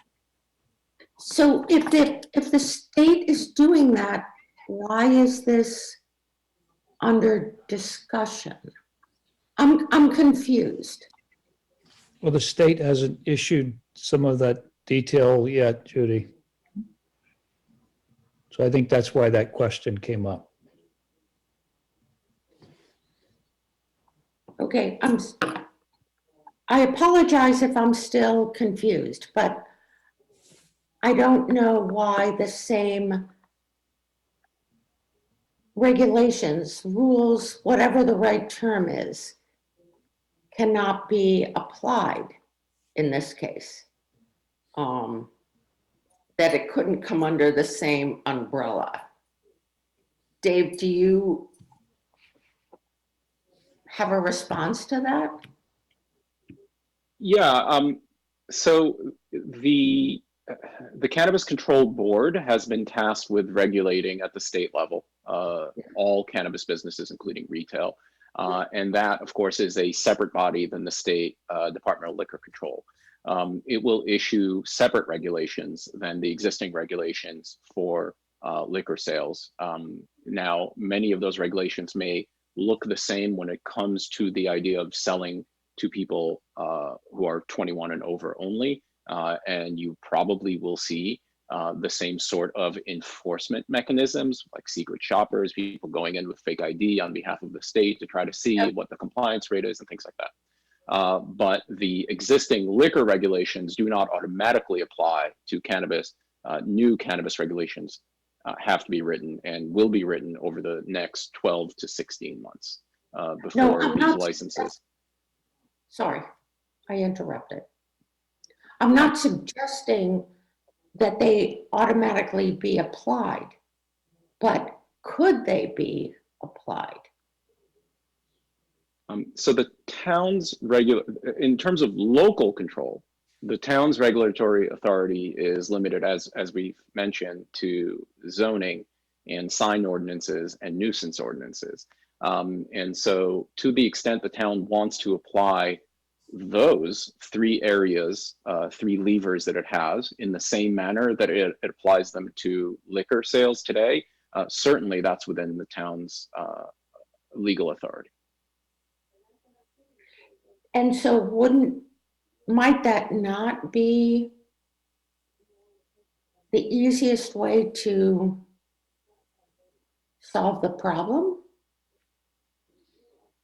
And if not, why not? I don't know if you missed some of the presentation, Judy, but that Sorry. that doesn't allow you to stay the certain distance from a high school, for instance. That's not controlling it through zoning. So that portion would have to be either at the state level, or we would have to spend some time changing some zoning. Okay.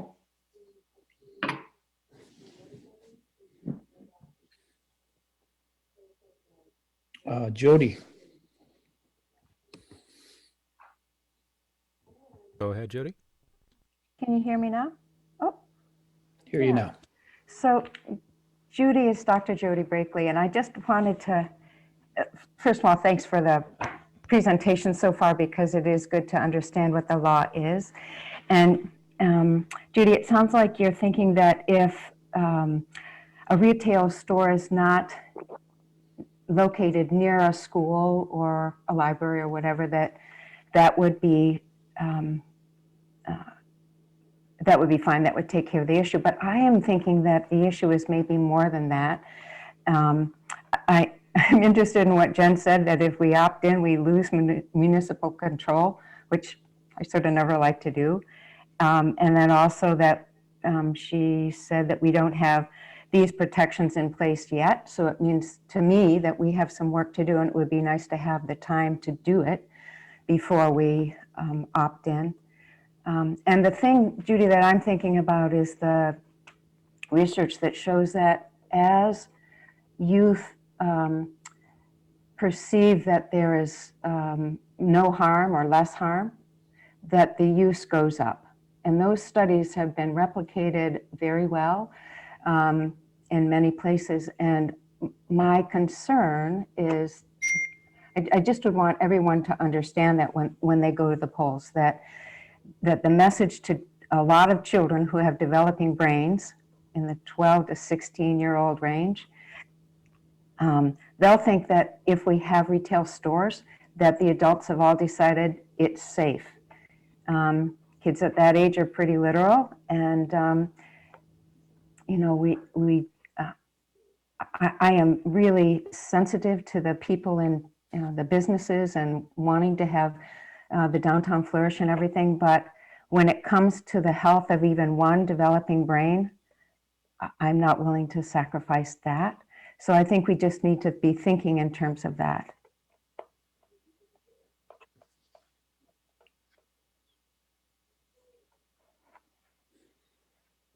Okay, thank you, Jody. Judy, again?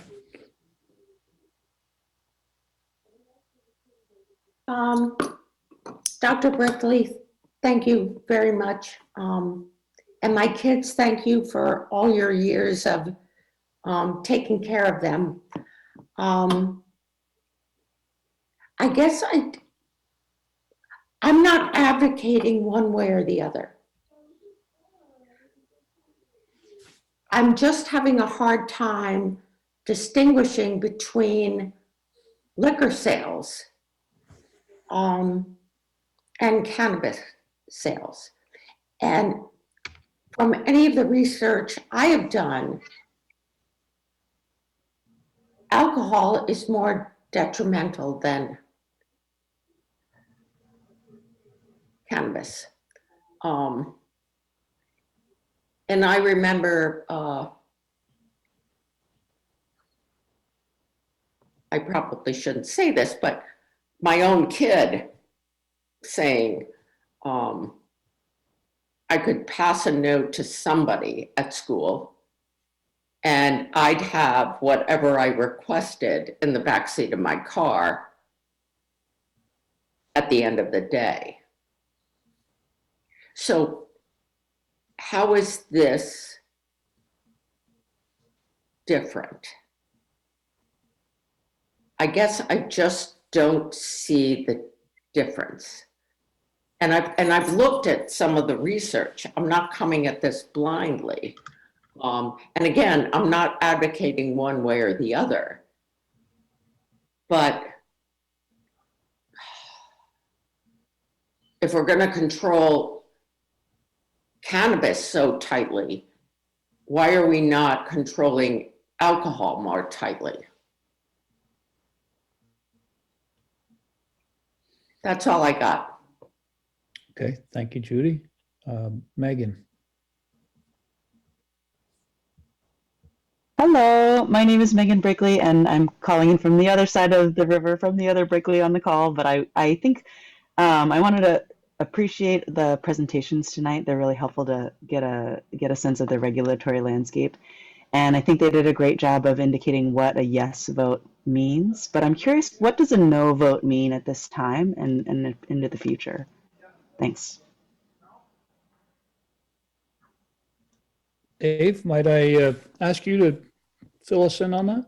Yeah, it would mean that no cannabis retailers would be able to establish within the town until the town were to, potentially opt in at a later time.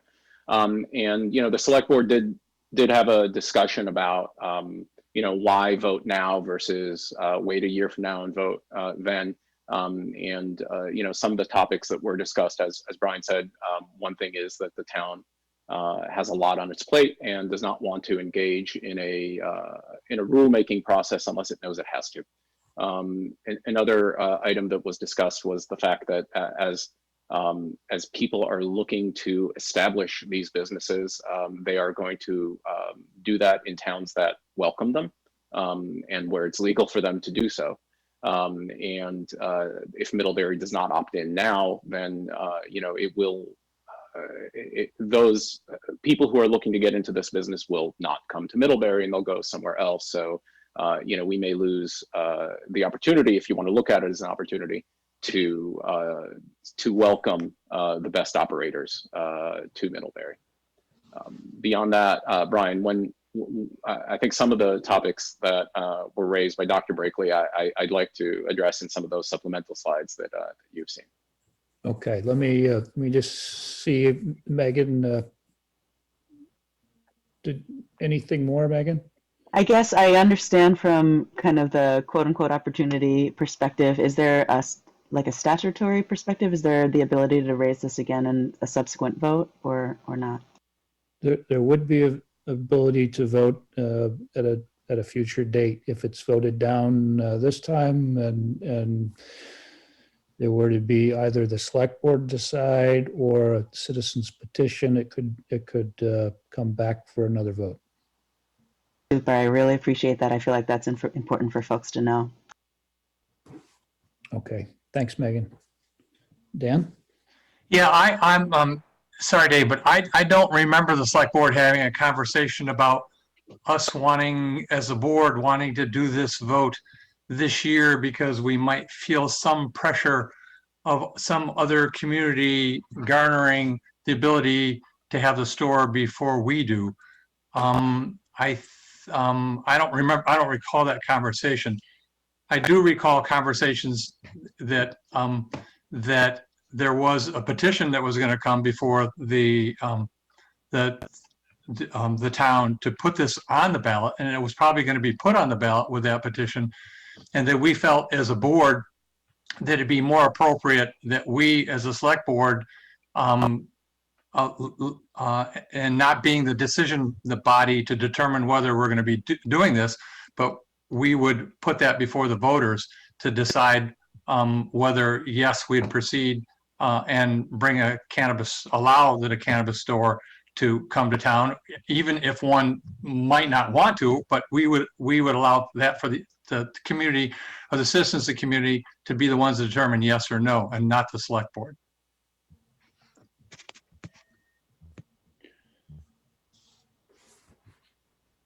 Okay, thanks, Dan. I think Dave's remembering the discussions. The discussion about that was coming from others than the select board at the time, I believe. But so Dave has some in more as an attendee than as a select board. He had part of his presentation that he wanted to share with those that are watching, that I asked him to move towards when the attendees are talking, because I felt that it was more of a personal presentation. And so with that, I'll let Dave present that. Thank you, Brian. I appreciate the opportunity. I'll go fast. I don't want to hold the board long. There are reasons to vote yes, and I'm focusing on roughly 8 categories. One is when you think about our downtown and what's happening today, a lot of the pain we feel even before COVID and before the construction project was the pressure of competition from online shopping and big box retailers. And it's important to note that cannabis retail is immune from both. This is truly local retailing that cannot be done online. It's illegal to sell online, and big box retailers don't want to touch this at all. And so cannabis keeps the money in the local community. And as these consumers come, both local consumers and tourists, they will lift up other businesses in our downtown. And we've seen this elsewhere. We've seen this in other towns, that these stores become anchors of the communities they are in terms of business anchors. And the consumers that come will visit other stores, they'll eat at restaurants, they'll go to the movie theater, and it is a way to bring some vitality back to our downtown.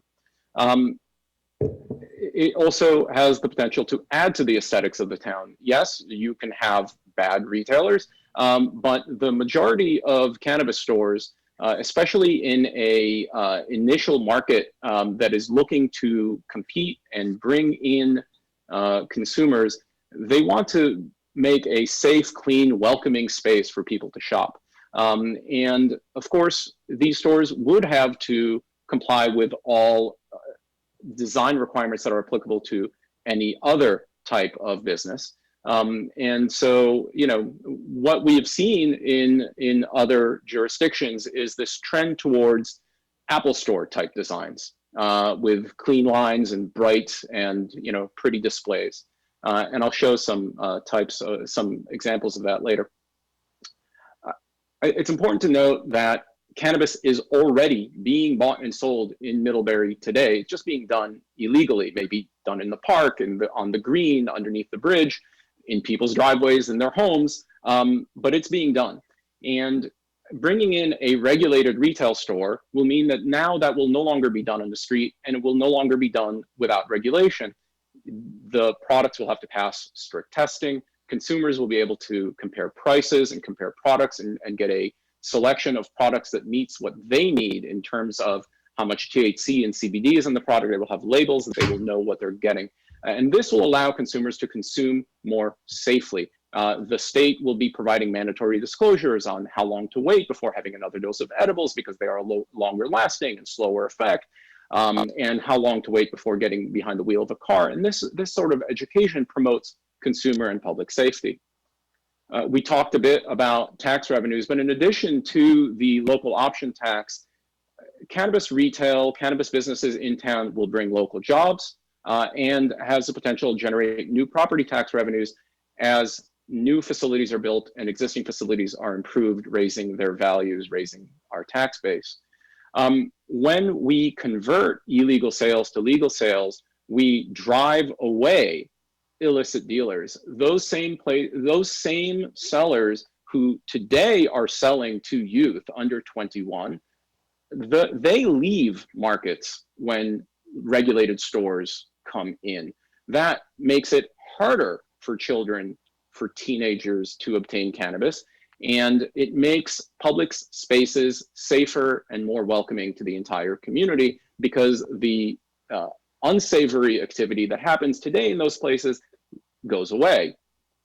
We've talked, good timing today to have this conversation. We talked earlier about our downtown and all the empty storefronts. Not only will this potentially fill one of those storefronts, but it sends a signal to business people around the state and further that Middlebury is open for business, and we are not going to be, stand in the way of creative business types because they are not what we're used to. That we welcome new investment in our town.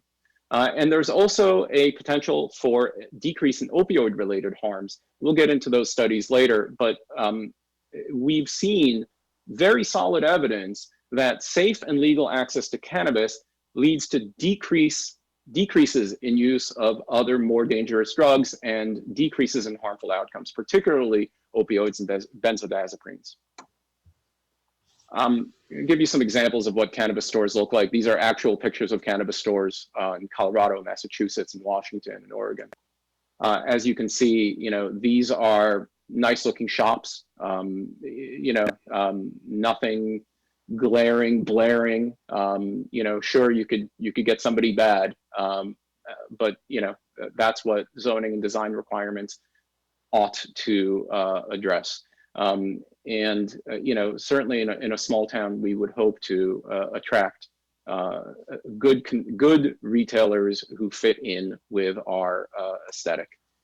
Here are some interiors. I think, if I didn't tell you that these were cannabis stores, you wouldn't think that they were cannabis stores. They are cannabis stores. A lot of folks. We talked about a couple slides. This is looking more like a paid advertisement here. But I'm going fast. Well, make it very quick, please. A lot of folks want to know what the impact of cannabis stores is on their host communities in terms of property values. Those go up. In terms of crime rates, those go down. In terms of opioid harms, those go down. And in terms of youth cannabis use, turns out those go down.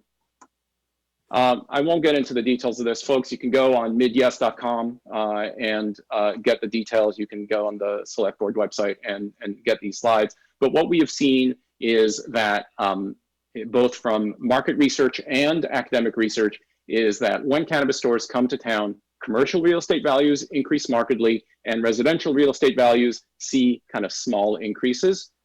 Here's some academic research. I'll let you all peruse those at your leisure. Crime rates.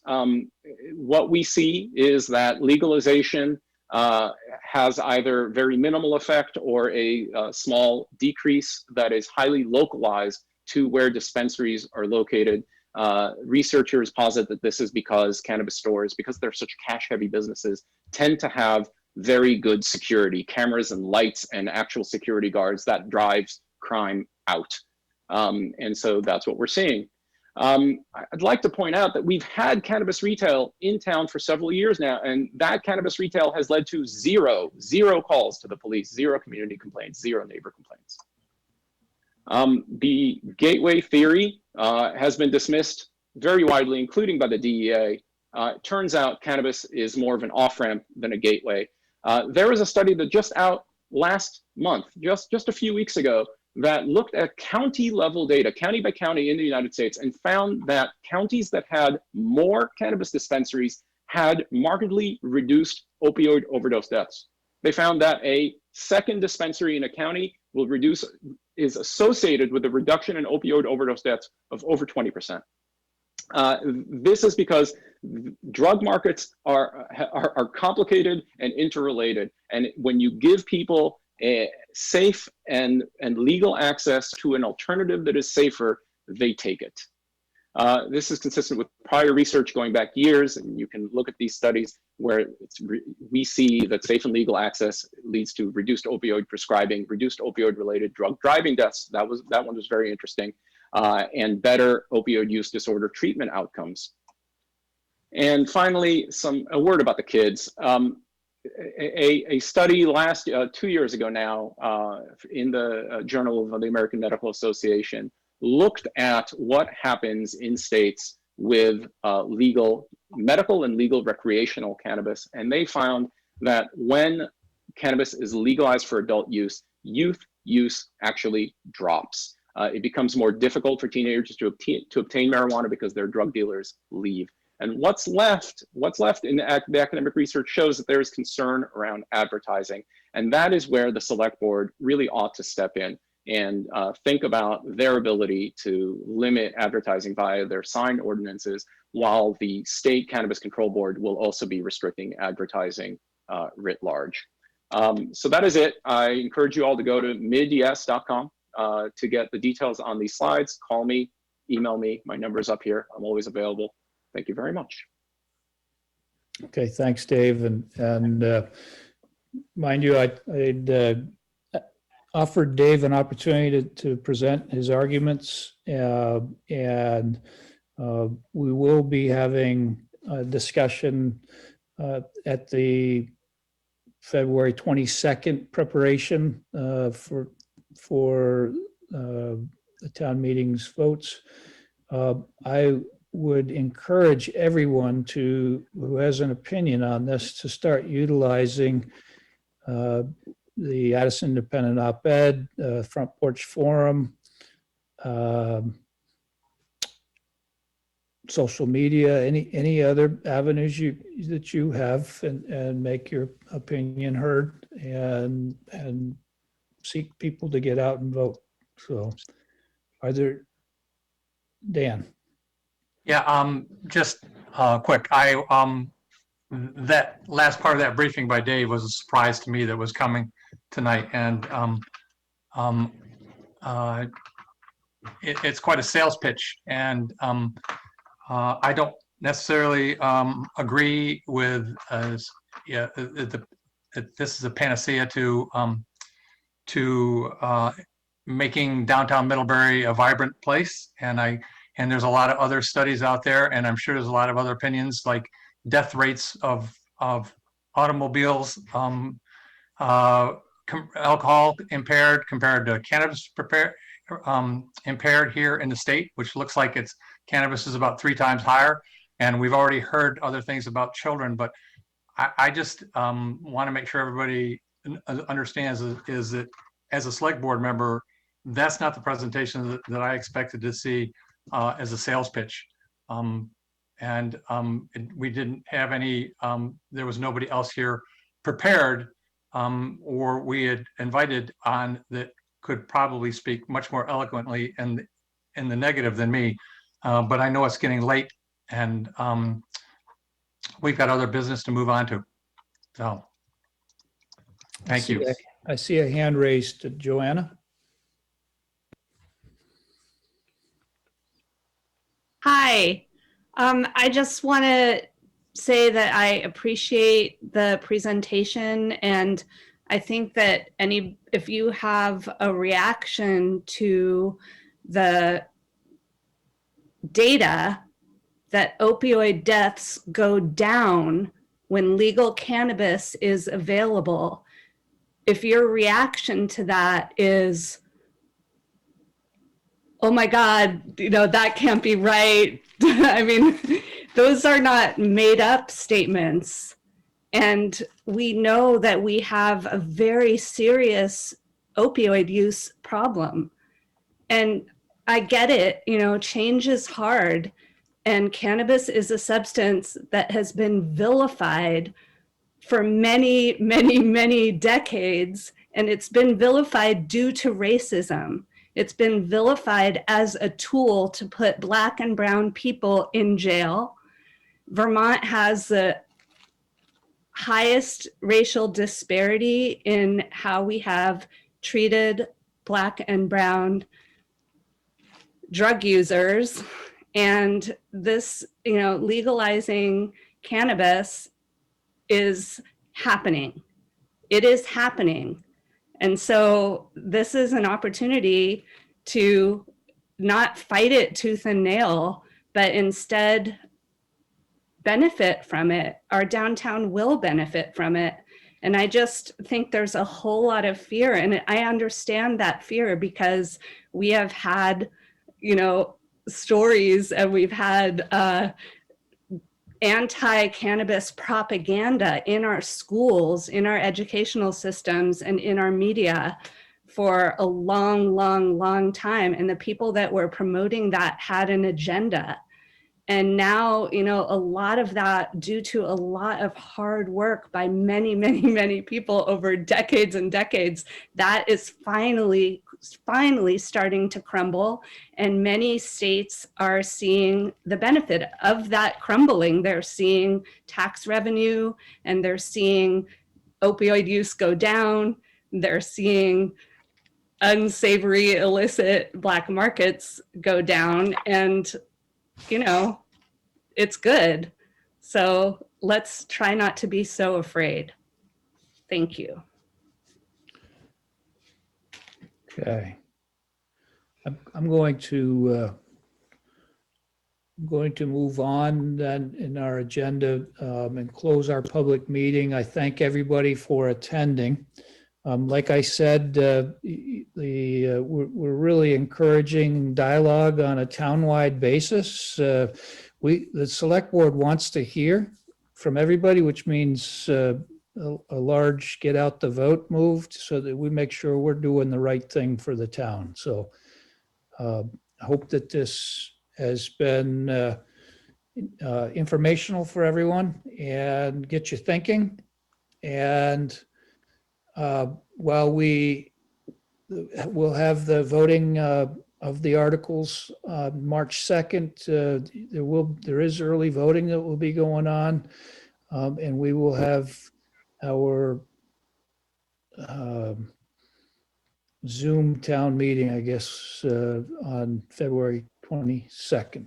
So look forward to hearing from everybody. And with that, I'm going to move to the equity and inclusion, work with the town, and ask Lindsay, Farhad, and Dan to take us through your learnings and your recommendation. Thank you, Brian. Are you guys okay with me starting us off? Go ahead. Absolutely. Yes. Okay. Well, at our last select board meeting, we indicated that we, through our research, we were leaning toward recommending Lisa Ryan and Tabitha Moore to help us through this process. And since then, we have confirmed that more solidly. The three of us feel very strongly that they are absolutely the right people for this job. We've included in the packet notes on what we did, other organizations that we looked into, phone calls that we made, people we spoke to in our community and in the greater Vermont community who had experience with them or experience in the field. And at this time, I think they tick 4 big boxes for us. The first is they have the educational background that we're looking for. As you can see from their enclosed resumes that are pretty extensive and heavy in this kind of work. They have professional experience, including with police departments, including our own police department. So that was huge for us. They also have municipal experience, meaning Lisa is serving on her own town. I'm not sure if it's a select board or I can't remember what it said, or the city council. City council, thank you. So she understands our work and our role in the community.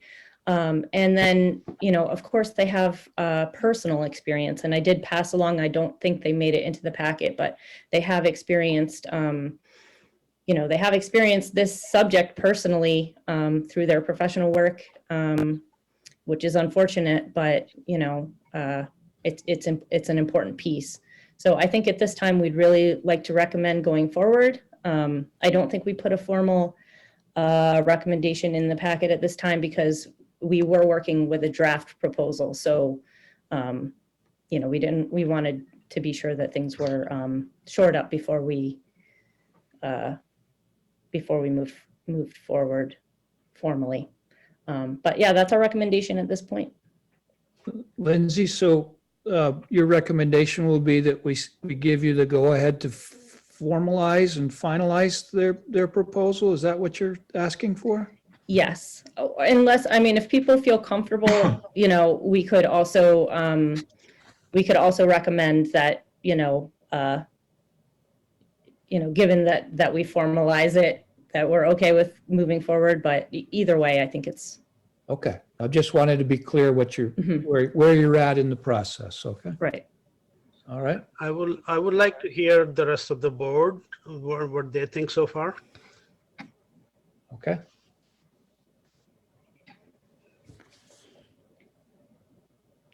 Laura?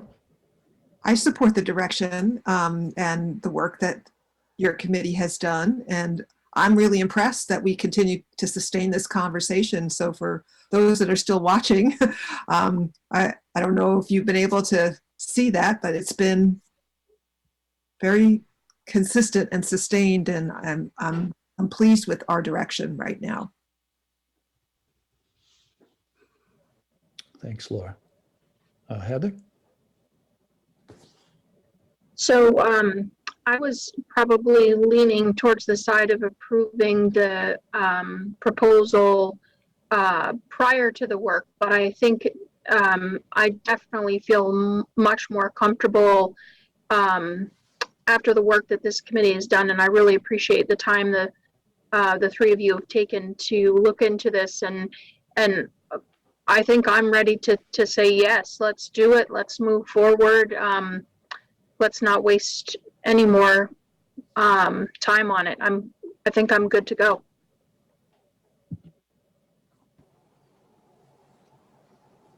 Nick? Well, first of all, thanks, Lindsay, for Hod and Dan for the effort to address some of the questions and concerns I had. As I see this, and this is really looking at it as a professional who's been dealing with professional contracts and proposals and services for many, many years. There are two elements to this request. The first is the issue of addressing bias within town operations and government. And, there's no question that moving ahead to resolve this is critical. And in fact, I sit there and I think, I've worked in the cultural property world for 35 years and with a wide variety of people throughout several countries. And I've gained so much from them and so much knowledge, and I've learned so much, and they're all my friends. And so it's hard to understand how we can even have bias against people who, they're different than us, but they share so many of the same values. And so it's irritating we're still dealing with this issue in 2021. So I have no doubt about the need to move forward, and I have no doubt about the credentials of Ms. Ryan and Ms. Moore. The second issue is adhering to town policies, and policies that have served us well and for many, many years, and to which we all have agreed to. The specific one, two policies I'm concerned about is, one is the sole source, and I've mentioned this before. This is a $32,000, actually it's potentially more than $32,000, because if we notice in the proposal, they mentioned $32,000, but say it could cost additional for other purposes, which aren't yet defined. And so is it 32? Is it 33? Is it $40,000? Either way, even at $32,000, that's 10.67 times what our sole source limit is. Otherwise, we go through a much more formal process. And the second one is the impact on our town staff to undertake whatever necessary efforts are to manage this effort. I was thinking, hypothetically, and this is just hypothetically, but what if Dana Hart came to the board and said that she knows of somebody that can help her with a study that examines the needs of children's libraries over the next 5 years and wants us to approve a sole source agreement for $25,000? Would we do this? Or would we say, let's follow our policy? Or what if Dustin Hunt came in front of the board and said he needs to understand recreational needs for an aging population, and that he's aware of somebody who's starting a company with expertise in the subject and is requesting approval for $35,000, the sole source contract to proceed? Would we do that? The similarity between these hypothetical scenarios and the issue we have in front of us is that each one exceeds our agreed to sole source limit policy. Now, we have and periodically have agreed to exceed the limit for certain situations, such as we did a few weeks ago when Chief Shaw came to us for the proprietary product, which was, that we ended up agreeing to that because there was no other options. Or in times when, say, Bill Kernan or Dan Warner have come to us because we've had a failure of a component and we need to get it back online quickly. Otherwise, we've been relatively cautious to go against the policy. The point is that sole source limits are intended to protect the town, the board, its management, and the potential contractors from charges of bias, nepotism, or unfair practices. And so if we proceed with this contract as it is, as the sole source, we're potentially opening ourselves to a situation where another individual or firm that has expertise and a track record of the subject could say, because it was not advertised and because it exceeded Middlebury's policies, the town of Middlebury demonstrated bias against competition. And that would be to me kind of an ultimate irony, is that in our attempt to identify and eliminate bias, we get charged with being biased. That could invalidate any award contract award that we have. And it could have some impact on our financial resources as well as potentially legal fees to resolve this issue. Now I can hear some of you saying, okay, there's Nick the engineer, and it can't happen. But I'm looking too deeply into this. But as a colleague of mine once said, a pessimist is an optimist with experience. I've seen these situations happen, and I would not want to have it happen to us as we try to go toward ultimately a good goal and objective and resolve this problem.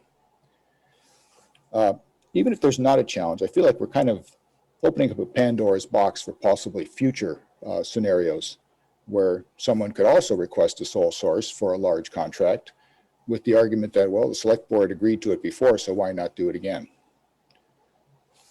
And so while not all of you were here when we went through and developed this sole source policy, by being on the board, we agreed to this condition. The second item I want to bring up is a few years back, the board recognized that in our attempts to satisfy many of the requests that we were receiving from constituents, we were unintentionally overburdening and stressing our town management staff. Subsequently, we enacted procedures whereby our annual board and manager retreat sessions, we review the array of impending projects and through a systematic process determine which of those are most crucial and warrant the greatest amount of attention. And we also determined that if there was a project that had become encountered during the intermediate period, that we would go along and try to determine what of the previously agreed to projects we could shift away for the moment to deal with this new issue. It's critical, and we agreed to that we didn't want to, again, overburden our staff.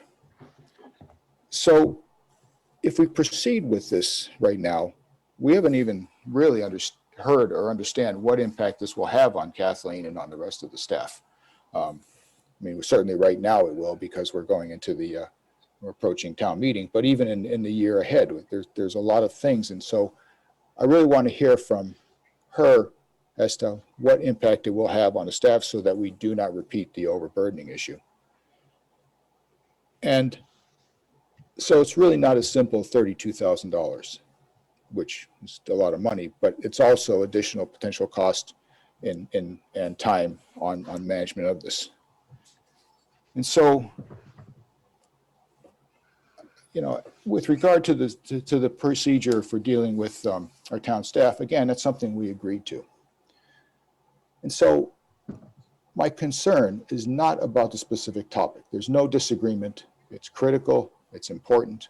We have to hopefully do everything we can to eliminate bias, whether it's intentional, unintentional, which could very well be in place. We've got to put it to an end. No objection to proceeding. My objection that I have at this moment is proceeding with what I see as basically violating our established policies that have served this town well and protected us from unwarranted charges of bias. We have a policy on sole source agreement contracts, and we have a protocol for allocation of our administrative staff and financial resources. And these are things we've all agreed to. One of the other item that I don't think we finally have firmly resolved is actually how we will fund this. I think that's, you know, the idea of a $32,000 plus contract without a specific set aside for that is, to say at least, a little unsettling to me. Not that it's not possible to achieve it, but I sure want to know how we're going to pay for this before we proceed. And so my particular preference is that, first of all, we're approaching town meeting. Kathleen and staff are fully engaged in preparation for that, and they're busy. But we will have, not long after the new board is set, we will have another project planning retreat in which this board and our town manager get together to look at projects in the future.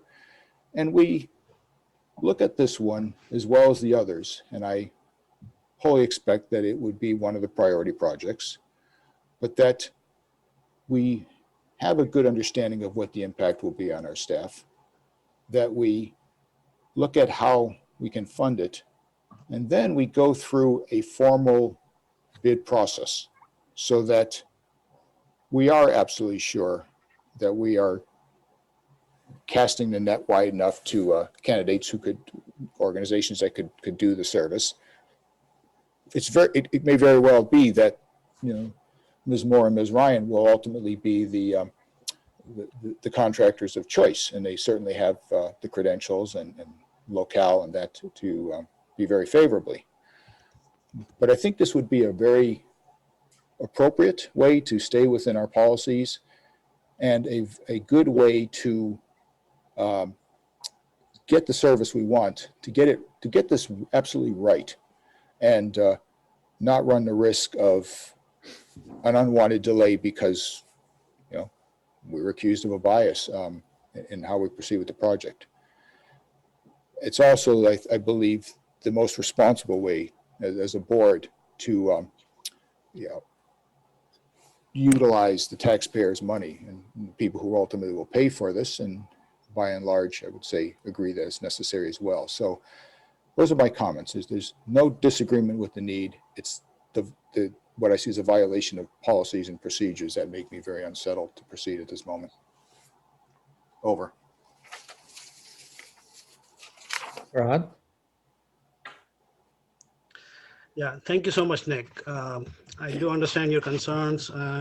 We appreciate your comment on this. I just want to say it again that when we formed this DI group, we had a charge, and our charge was to study the contract to see if there is any comparing contracts that we can compare this with, and to see if there is any additional resources. From our limited contacts that we had, we reached out to the people we knew, and we reached out to the people that people recommended to us.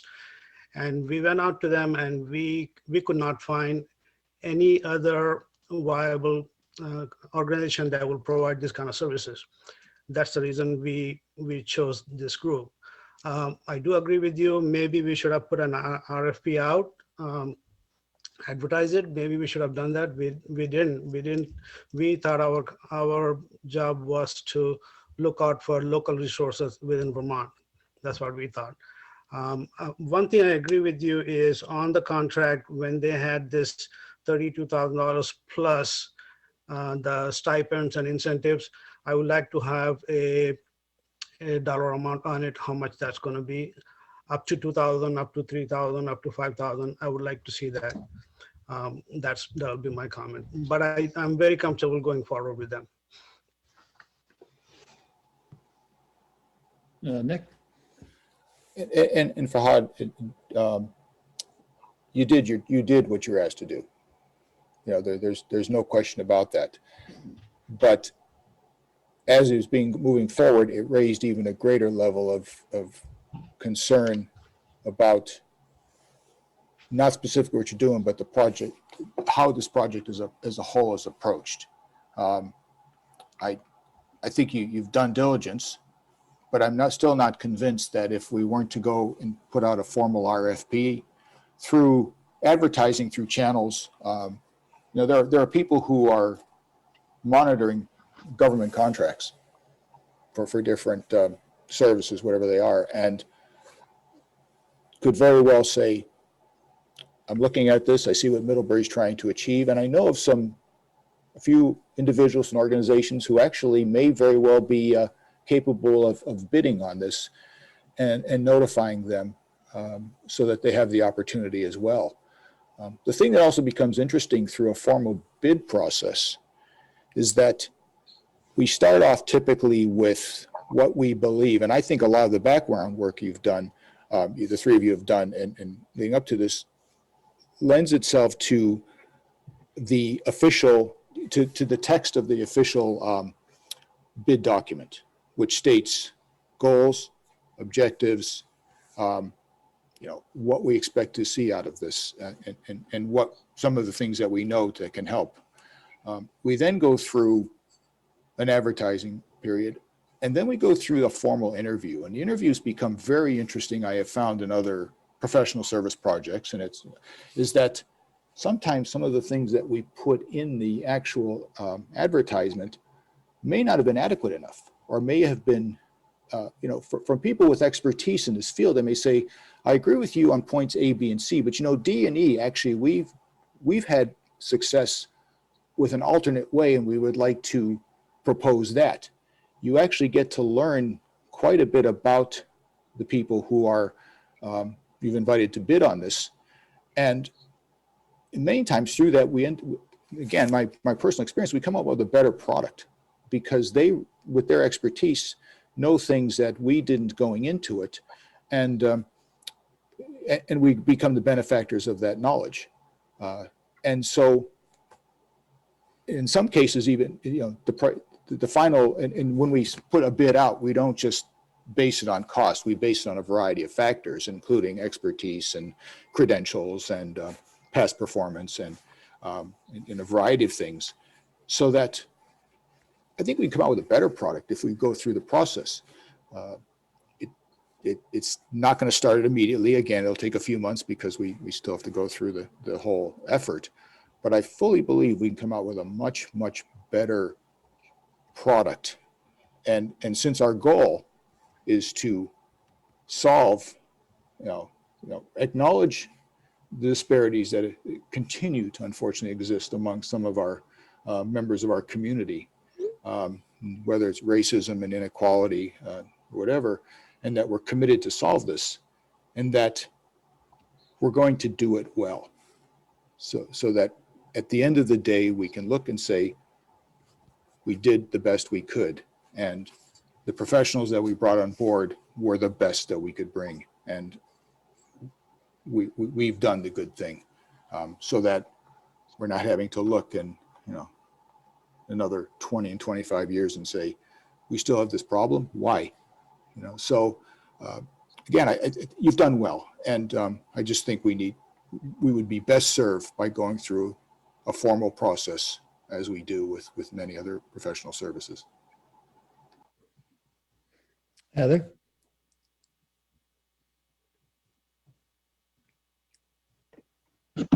Sorry, I don't want to waste a lot more time on this, but I'm sorry, Nick, but I think you are just way off base. I understand your concerns, but I think you're comparing engineering infrastructure bidding to something that cannot easily be bid on. Granted, I think we could certainly do an RFP process. But I think we tasked the committee with doing some work and finding some answers for us. And I think they've done that, and I think they've done it really well. They've identified that there's not a lot of other companies doing this work within Vermont. And I think one of our other policies has always been to try to keep our money as local as possible. And I think supporting these individuals and engaging in this contract does that. I'm sorry, but I just think a lot of your arguments are, are just off. Like, if you don't agree with it, that's fine, but you're taking some policies and things that we have in place and stretching them a little bit in this situation, which I don't, this isn't 100 feet of water line where we can say, everybody give me a price on installing 100 feet of water line. This is something that's very subjective and not easily quantified. And so it'd be very difficult to put this through some kind of bidding process. There's not this company is offering us 5 apples, this company is offering us 5 apples, and these are the 2 prices. Anyway, I don't want to take any more time, but Let me try to move us to an action here then. So I've heard a lot of the comments. This is something we have struggled immensely with, really. I mean, this is a challenging thing, and we realized that we don't have the skills in-house. We have looked at length to get some support outside. I think it's such a big national issue. It's such a big local issue that those that are experts in this arena are very heavily engaged already. And I really appreciated the committee. We finally decided, look, we need to form a committee. We formed a committee. And one of the things that they did was to see, are there other options? And I know they've reported back to us and made a lot of phone calls, and especially to the experts within the state, the known experts, and asked, are there others that we should consider? And nobody had a solution. I don't see this issue going away. I think it's a big enough issue that we need to tackle it. And I think we need to show that we have a plan, and we have an option presented to us. I've asked Kathleen previously if we had a way to fund it back when the first time we saw the price tag, and Kathleen has identified a fund source for the first 2 payments of the 3, and we would have to budget the 3rd payment in on the other. Given that we don't have a final proposal to vote on, and that Farhad has a couple things that he would like to see, I think I would like to see the board charge the committee to bring us a final contract to vote on and ratify and to move the project forward. The support is there to move this process forward, and I think all we're missing now is a final contract with some of those not clear things fully clarified and articulated in the contract. And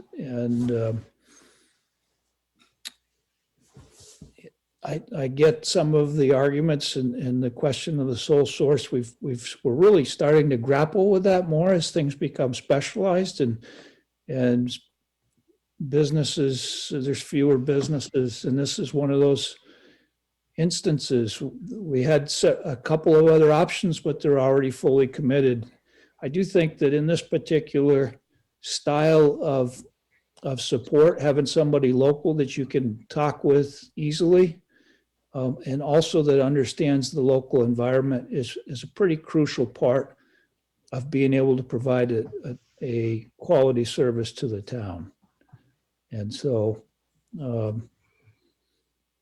I think if you could bring us back a contract that's fully drawn out and specifies some of the things, the questions that you've identified, then we can vote on that and move the process forward. Laura?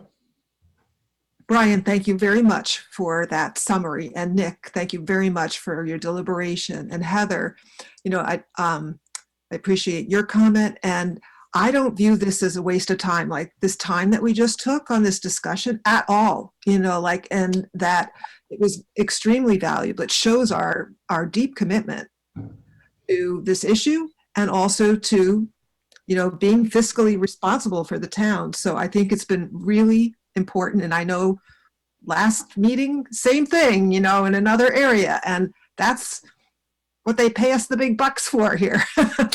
So I just appreciate the way you paced it, Brian. And I just wanted a chance to say that and to thank the rest of the board for their engagement on it.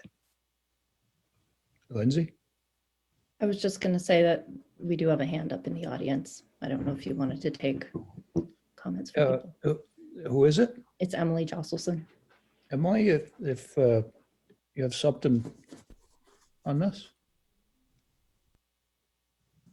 Yeah, I don't want to make a long discussion any longer. Thank you. I just was going to second what a lot of you said, that it's the work you guys have been doing on this from the beginning has been admirable. The work of the subcommittee and the pace in which you did it was admirable. And I think that I'm not going to repeat what everyone said, which is that this is a unique opportunity. We have the experience of Chief Hanley, having had a really positive experience with these same people in our same town.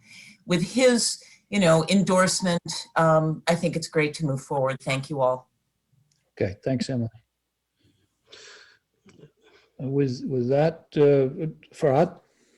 Yeah, I just had a question for you. Are you looking for a recommendation at the next meeting or the meeting after? Oh, yeah, our next Yes. meeting is already full. Kathleen, would we go for the meeting after? I would appreciate if we could go to the meeting after so I can get that all buttoned up and negotiated in final form after town meeting, after the informational meeting. Right. I was thinking the same thing. Thank you. Good thinking. Nick?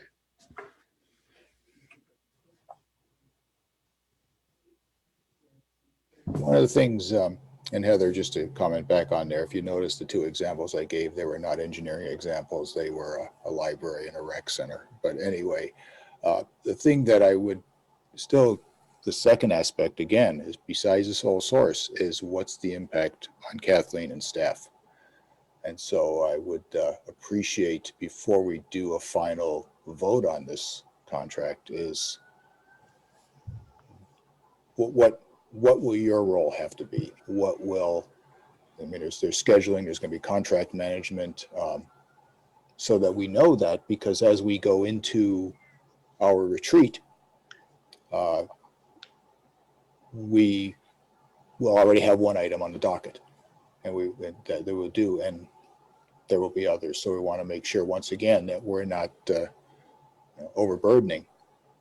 So we need to know what the impact's going to be on you, and that's going to be very important.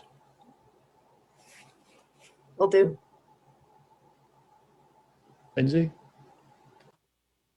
No, to that point, I mean, Chief Hanley is here. He could speak for himself, but I will say he's been very, you know, eager to work with these two individuals specifically. And he did say in our last meeting that he felt that there were a number of staff on his team that would like to participate also. So just passing that along. Yeah, thanks, Linz. I do think that Chief Hanley will carry a lot of this, but I think in fairness, when we get ready for we need to validate what we've made for commitments to our staff before we do our next retreat, so that we have already recognized our time commitments, and as we look at the projects, anything additional we look to take on, we really need to be realistic, and the point's well made, Nick. Dan? I would just one question. Would we not take this project on because we're too busy? Is this the kind? I think we're taking this project on. The question is what else can we take on, Dan? Okay, got it. I think this is a foregone conclusion that this is an issue that we are taking on, and we just need to be very careful about making additional commitments. I got it. I was just getting confused. Yeah. Okay. So I'm going to move on then to preparing for our informational meeting for town meeting. Chance to discuss any?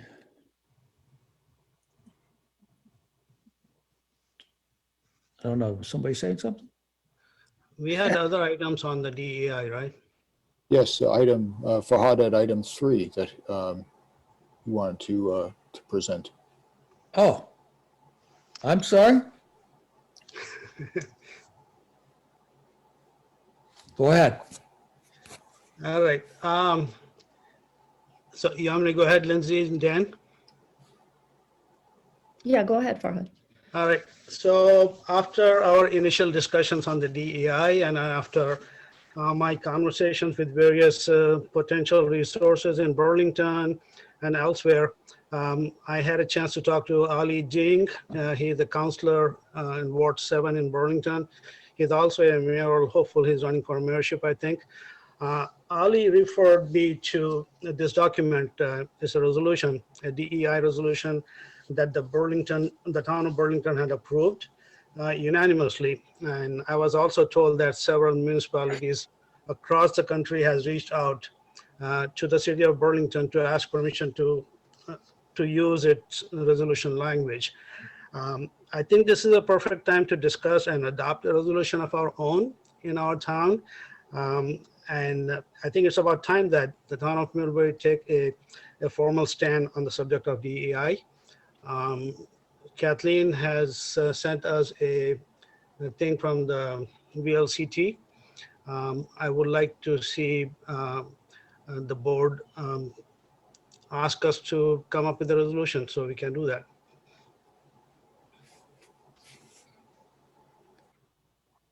Thoughts from the board?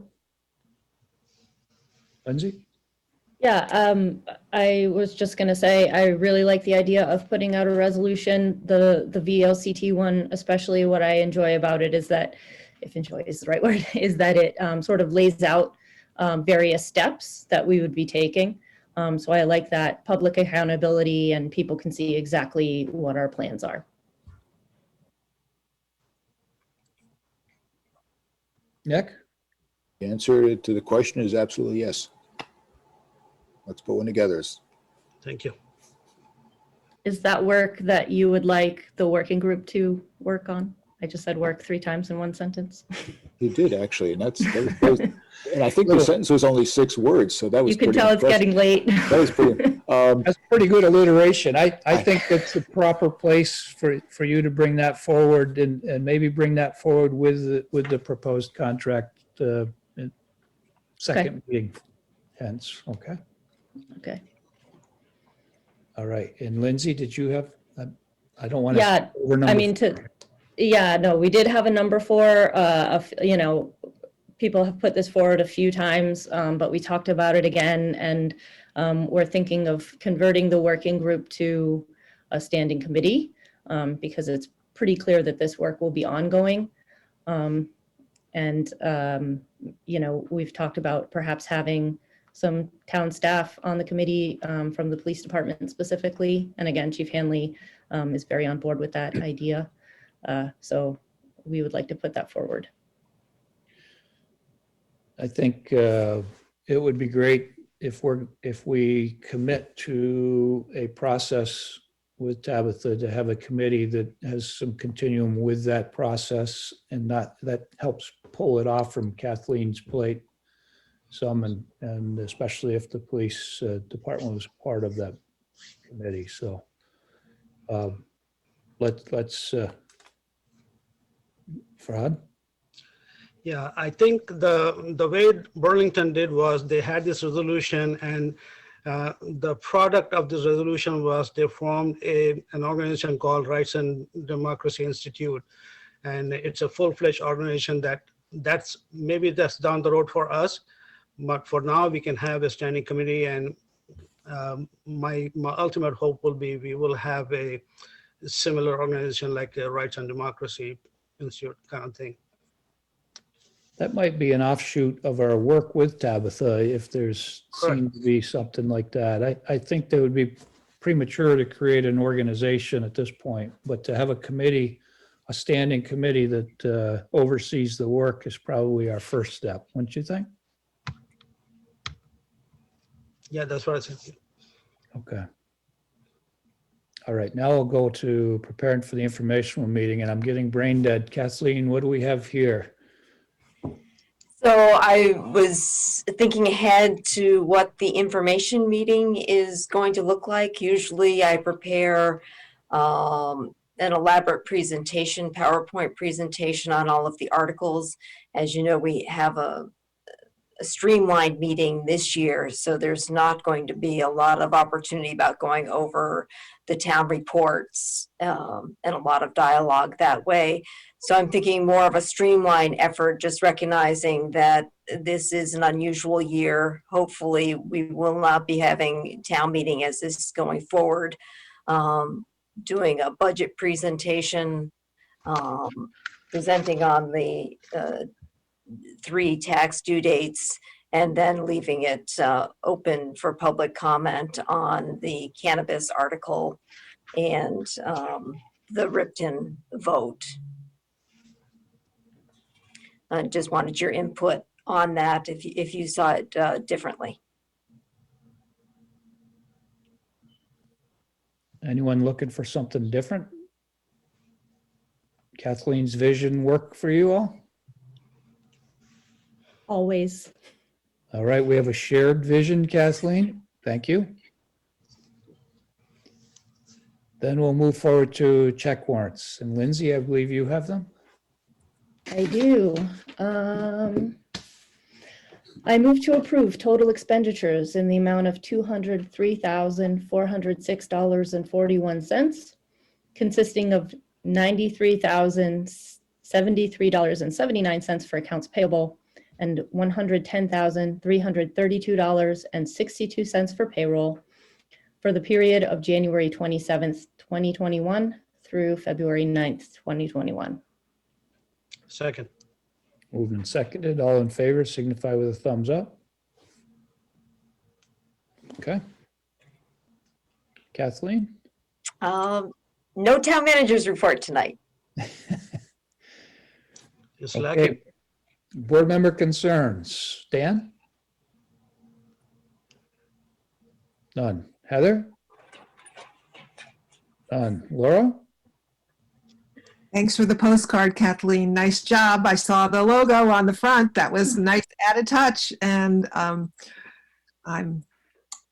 looking forward to our information meeting. And I hope that people who are watching are clear about what they're voting on and what the positions are. And I think that the town report looks really good. Thank you for that. And that's a lot of work, that town report. So I just really appreciate the effort to pull all that together to prepare for our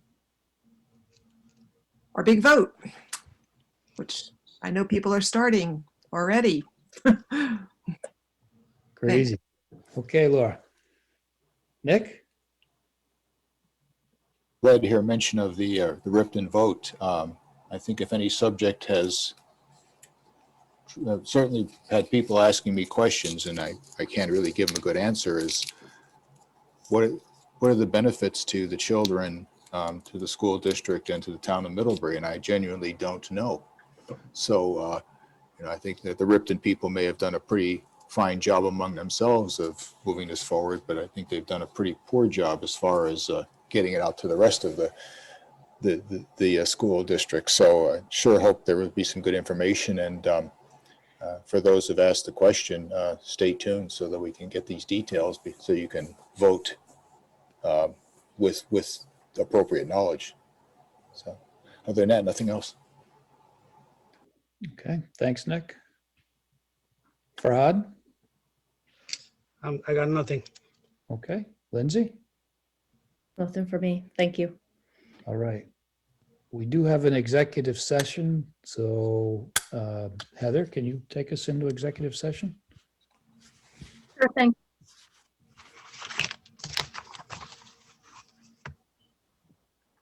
In accordance with Vermont's open meeting law requirements, I move that the board find that premature general knowledge of the consideration of personnel matters, contracts, and legal matters would clearly place the select board at a substantial disadvantage because the select board risks disclosing its litigation strategy if it discusses the personnel matters, contracts, and legal matters in public. Second. Moved and seconded, all in favor, thumbs up. Okay, I further move that the board enter into an executive session to discuss personnel matters, contracts, and legal matters under the provisions of Title I, Section 313A1 of the Vermont statutes. Second. all in favor, thumbs up. Okay, we're moving into executive session at 9 PM.